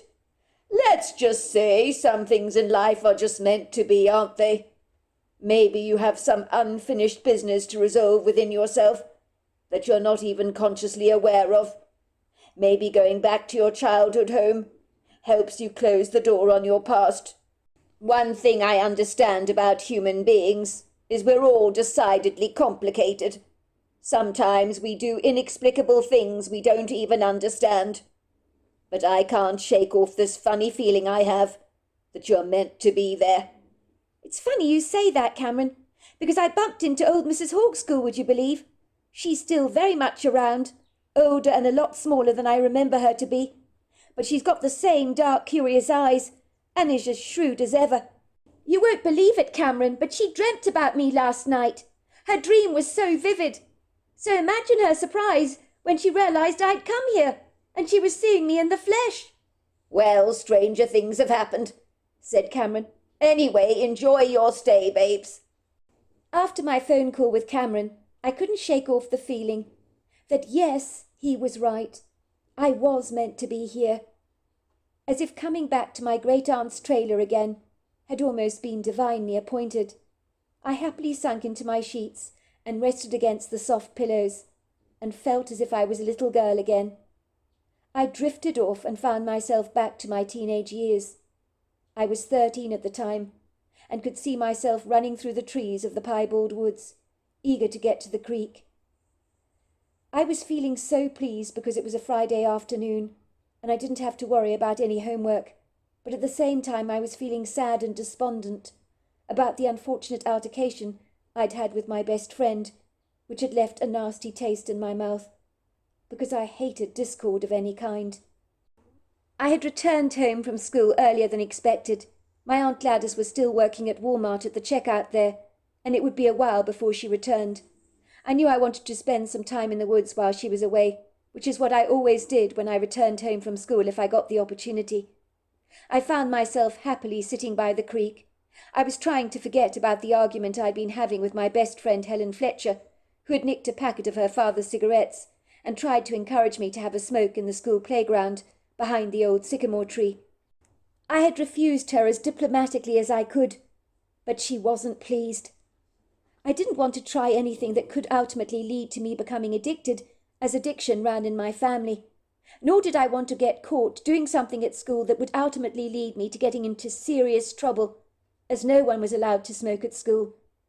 I was upset because Helen had told me I was a wuss. You're pathetic, Rexella. You really are pathetic. Honestly, she had snorted. Why won't you just have one cigarette with me? That's all I'm asking. Are you scared of getting into trouble? Is that it? That's pathetic. You're such a goody two-shoes. You make me sick. How could I tell my best friend that it wasn't just getting caught that worried me? It was becoming addicted to something that could ultimately rob me of my health. I didn't want to explain to my friend what was going on in my head. What would be the point? I always came to the creek for comfort, almost as if the creek was an old friend of mine that could offer me some kind of respite from any of my worries. On this unassuming Friday afternoon, I found the babbling sound of the water very soothing, and among the water lilies that grew on the far side of the creek, I found myself watching a frog basking in a sliver of sunshine, as he sat there contentedly on the lily leaf. I don't know how long I watched him for, but it was a long time. It was so reassuring, but little did I know that something else was also watching the very same frog as I was, and that was when I saw a black little figure darting through the trees and grabbing the frog in his hands. His movements were swift, agile, and exceedingly fast. That poor frog did not stand a chance. The black figure was, to my amazement, a little Bigfoot of only about 4 foot tall. It was then that the Bigfoot noticed he was being watched and observed by me. I think he falsely assumed he was alone, for he hadn't noticed me sitting there. The Bigfoot's head immediately swiveled around. He looked visibly shocked and taken aback by my presence. So much so, in fact, that he spontaneously loosened his grip on the frog, that I was sure he was intending to eat, and the frog hopped onto the ground and jumped happily into the water and swam quickly away, probably knowing that he had just escaped with his life. For a brief moment, that seemed to almost last for a lifetime, the young Bigfoot stared at me. There was bemusement written all over his face. He had definitely been caught off guard by my presence, as indeed I had been about his. I remember staring back at him, with my eyes standing up on stalks and my jaw almost dropping to the ground, because if the truth be told, I couldn't exactly believe what I was seeing. I had heard of Bigfoots before, but never for a moment had I thought that such humanoid creatures actually existed in the Americas. I think the first thought in my head was, am I seeing right? Is this creature even real? Or are my eyes deceiving me? To my amazement, the little Bigfoot, who looked so human in appearance, appeared to have read my thoughts, for he stared at me in a long but very expressive silence, where thoughts appeared to be flying around like fireworks on the 4th of July. Even my thoughts were a chaotic jumble of muddled confusion, as I tried to find my bearings in a world that suddenly seemed to have changed so very much in the course of only a few seconds. The Bigfoot's deep, reflective, soulful eyes looked at me curiously, and then he spoke into my head. Why do you doubt what your eyes see? Of course I'm real. My name is Musterong. I'm as real as you are. Musterong, I found myself thinking. That's a seriously strange name. I've never heard of such a weird name before. My name's not strange, said the creature back to me in my head. His voice was both articulate and clear. I knew by his voice that this Bigfoot was definitely male. There's nothing strange about my name. It means spark of life. My mother called me that because after I was born she said I lit up on the inside. So that was why she called me Musterong. What's your name? You look like you might be Americana or a Silenster. That would be a good name for you, I think. Those names sound outlandish. What do they even mean? Americana means spring. It means freshly vibrant and new. And Silenster means river of opportunity. I think those names would suit you. Well, those are not my names, I said. My name is Rexella, but don't ask me what my name means because I haven't got a clue. My mother named me Rexella, and she's dead. I cannot ask her why she called me Rexella, and I'm not sure even what the name actually means or where it comes from. Is that why you're sad, Rexella? came the Bigfoot's voice in my head. "Are you upset because your mother is dead? Is that why you seem so lost, so insecure?" "How do you know I'm sad?" I asked the Bigfoot, hardly daring to believe that my current self-recriminating melancholia was being picked up by a young 4-foot Bigfoot, who was long and lean and not remotely intimidating in any way. Indeed, the young Bigfoot could easily have been like one of my friends at the local school, only he was slightly different, having overlong arms and a very short neck, along with a pyramid-shaped head. And his body, of course, was covered with long flowing dark hair. His dark eyes and facial expression were very, very expressive in every sense of the word. I dare say if he attended my class at school, our teacher, Mrs. Headstrong, would run from the room screaming in horror, and the thought of that couldn't help but make me smile. "Your energy is very, very downcast," said Musterong. "Like when the sky becomes dark and melancholic. Then you know it's going to rain, don't you? Your energy is heavy like that, as if you're holding on to deep regrets and sadness that is clogging up all your hope, like a big blockage. It's my girlfriend at school, if you must know. Her name's Helen Fletcher. She wanted me to do something I didn't want to do, and now she's mad at me. She said some really hurtful things to me. She was actually quite spiteful. She can be extremely mean." "And you're sad about that?" came the confounded voice in my head. "Why are you sad about not doing something you don't want to do?" the little Bigfoot asked me. "If you don't want to do it, then you simply don't do it. It's very straightforward. If I didn't want to speak to you in your head as I am doing so now, in this telepathic exchange, I wouldn't be doing it, would I? I would have looked at you, glanced away, and not engaged in any conversation. But I chose to talk to you, didn't I?" "But why did you choose to speak to me?" I asked him. "I don't know," said the Bigfoot. "There's something so lost about you, as if your life has not been easy. And that's relatable to me in a manner of speaking. So I guess I felt kind of sorry for you. But don't take offence to that, for I would never normally choose to speak to someone like you. Nor would I have revealed myself to you. But I wasn't really paying attention. I didn't realize you were at the creek, or I'd have made myself scarce, or watched you without your knowing that I was even there. I'm very good at doing that, you know. All my kind are. We know how to become invisible if needs must, and we also have the ability to slip into other dimensions through open portals that you people never see. If the truth be told, my parents wouldn't be impressed if they knew I was speaking to your kind. But as I was saying, you seem different. I wanted to talk to you, but once I walk away, I'm afraid I'm going to erase your memory, and you won't remember our little rendezvous by the creek, if you can call it that." "But why would you want to do that? I don't want to ever forget you. Can you really wipe my memory clean like that? Is that what your kind do, so that human beings don't remember they ever saw you in the first place?" "Something like that. I do it for my own preservation. My parents would expect me to do it. But I tell you what, I'll do something for you. One day I'll come back here and show myself to you, and you will remember me. You will remember our encounter, because I will send you the memory," said the Bigfoot, looking at me rather sadly and saying, "Damn, I lost that frog. I was planning to eat him. He would have been a nice snack." "I'm so glad you didn't get him," I said. "He was kind of sweet. I was watching him basking in the sun on that lily leaf over there. He looked so content with his life. I'm glad you didn't hurt him." "You mean you get sentimental over food?" asked the young Bigfoot. I could hear him almost laughing in his head at me. "I like you," he said. "You're funny. For your information, that frog might be happy to have got away from me, but I'm still hungry. I'm going to have to go for something else. I'm rather partial to frogs. I especially like the legs. The legs are the best. They're very juicy. It's funny you should say that, because some human beings eat frogs' legs in France. I'd never eat a frog, but there are people that do." "Well, you don't know what you're missing then," said the Bigfoot. Frogs are the best. My father would disagree, of course. He likes rabbits so much better.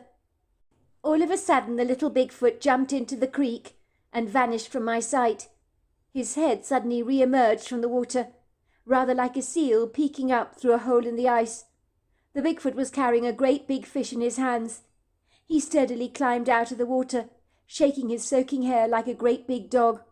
Then he slapped the fish hard on the ground, putting it out of its misery. "How did you do that?" I asked, looking at him aghast. "You caught a fish with your bare hands. How did you even manage to do that? Why didn't it slip away? I don't get it. I've never seen anyone do something like that before."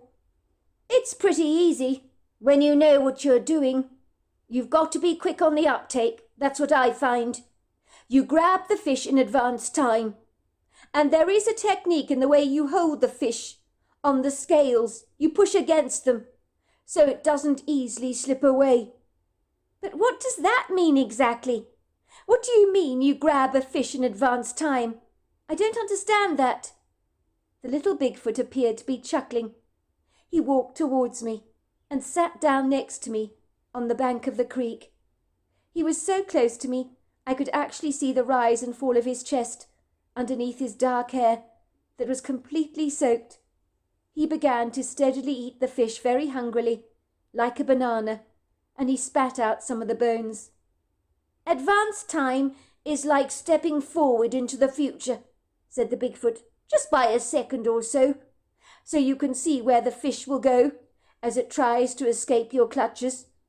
And if you do that, they're pretty easy to catch." "How does one manipulate time?" I asked. "By a mere second?" "There are lots of things your kind would never be able to understand, but it's meant to be like that for you. Just accept the fact that there's some things you might never understand, but one day you will." The Bigfoot rose suddenly to his feet, and as he did so he shook his hair and sprayed some water droplets all over me, but I didn't mind at all. He turned to look at me rather sadly, and I definitely saw regret in his eyes.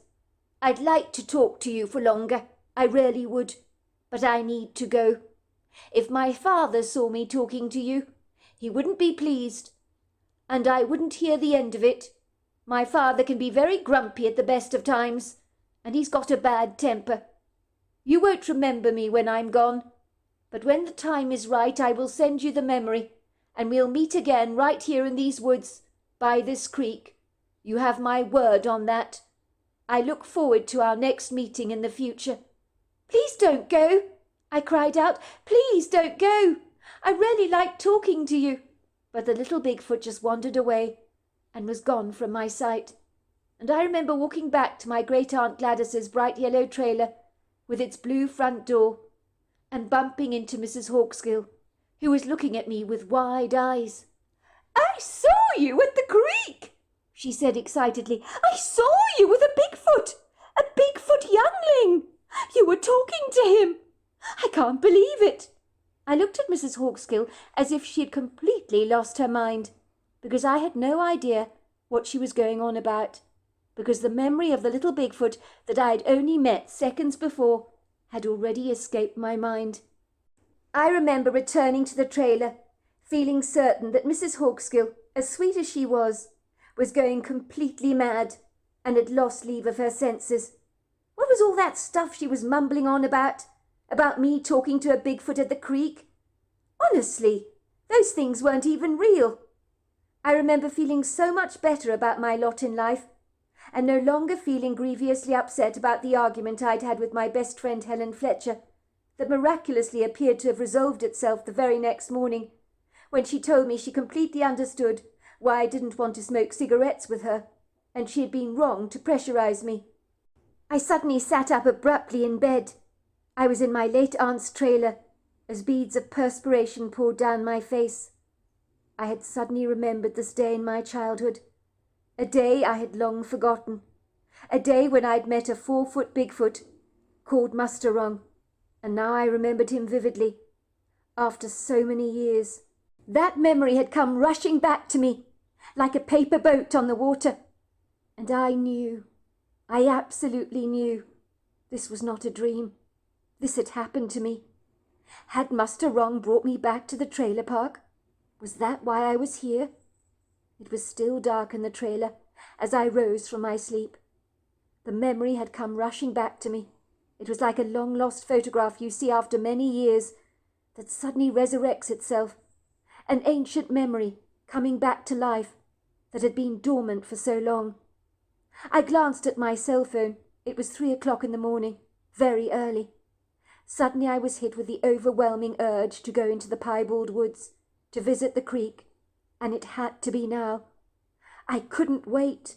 No other time would do. I felt an invisible force beyond my control was compelling me to go into the piebald woods. The same force that had made me drive all the way from my home to the piebald trailer park, in a somewhat altered state of consciousness, you could say. I found myself hurriedly putting on my jeans and sneakers, and I grabbed a torch. I felt as if I had become like a 12-year-old girl again, stepping back in time with an enthusiastic gusto.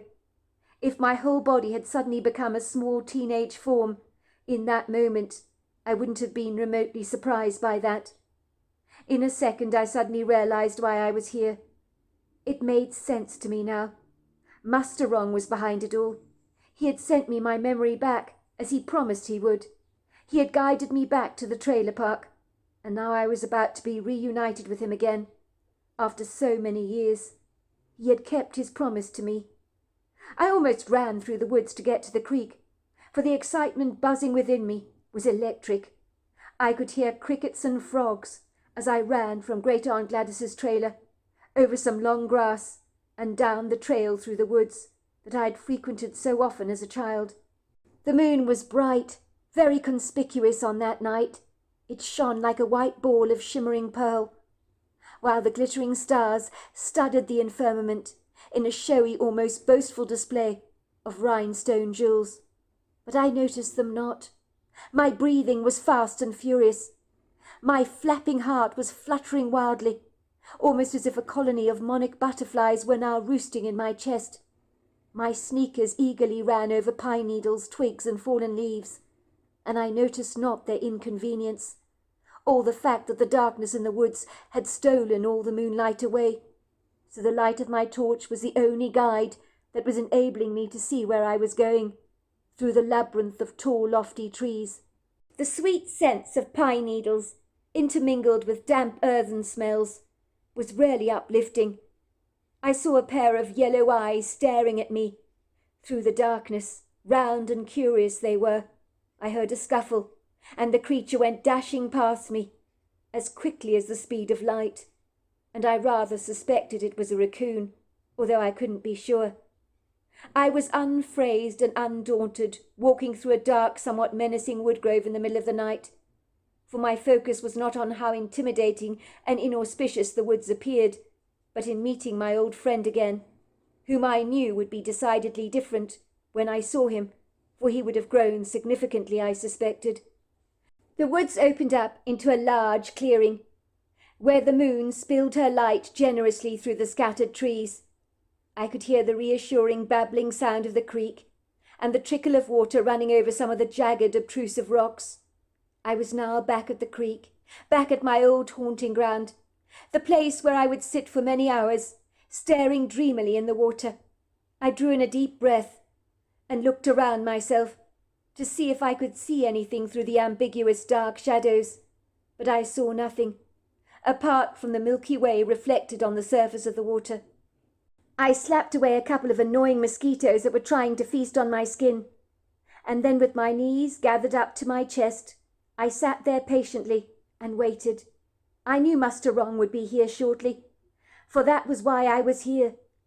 It must have been about 2 minutes or so when I heard a scuffle of movement, and then I saw a dark, ambiguous figure peering through the foliage, and then there he was, Muster Wrong, after so many long years. I was astounded, for I hadn't appreciated how large he would become. He must have been over 9 foot tall, built like a mountain warrior, with the most powerful, hefty chest, and the most ponderous shoulders I have ever beheld. He was magnificent in every sense of the word, statuesque and powerful, and many who would see him would probably be terrified of the very sight of him.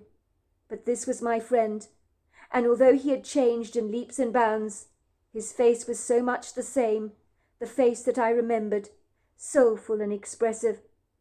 "Rexella, it's good to see you," said Master Wrong.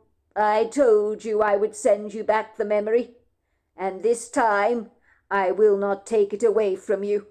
You will never forget me." I appreciate that. Is this really you, Master Wrong? Is it really you? Why do you doubt what you see with your naked eyes, Rexella? It seems some things do not change. Of course I'm real. And don't you ever forget it. You kept your promise to me. Did you actually send me here? But of course I sent you here. You're here, aren't you?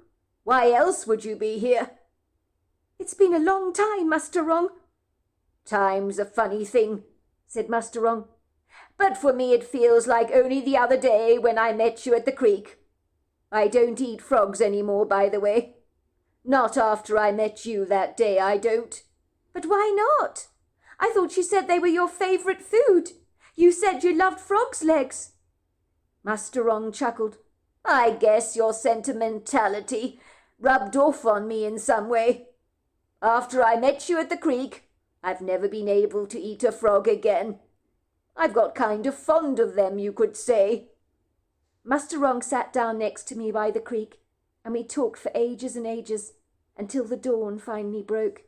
He told me all about his family, his partner, his 2 children, and he told his partner that their daughter had to be called Rexella. But why? She'd asked him. What does that name mean? Master Wrong had turned around and said to her, It means the lost one that finds the light and lights up the entire world with it. That's what Rexella means. What did your partner say when you said that to her? Well, she liked the name Rexella very much. She said, well, if that was the case, we better call our daughter Rexella. And so we did. And my daughter reminds me of you. It was when the dawn broke. I said a very sad goodbye to Master Wrong. We will never see each other again, he said. Not in this life, but in the next we will. And that's a promise. Master Wrong took me into his huge arms. I felt like a small doll in his embrace. He held me for a moment, and then he took off a bracelet that he'd been wearing on his wrist.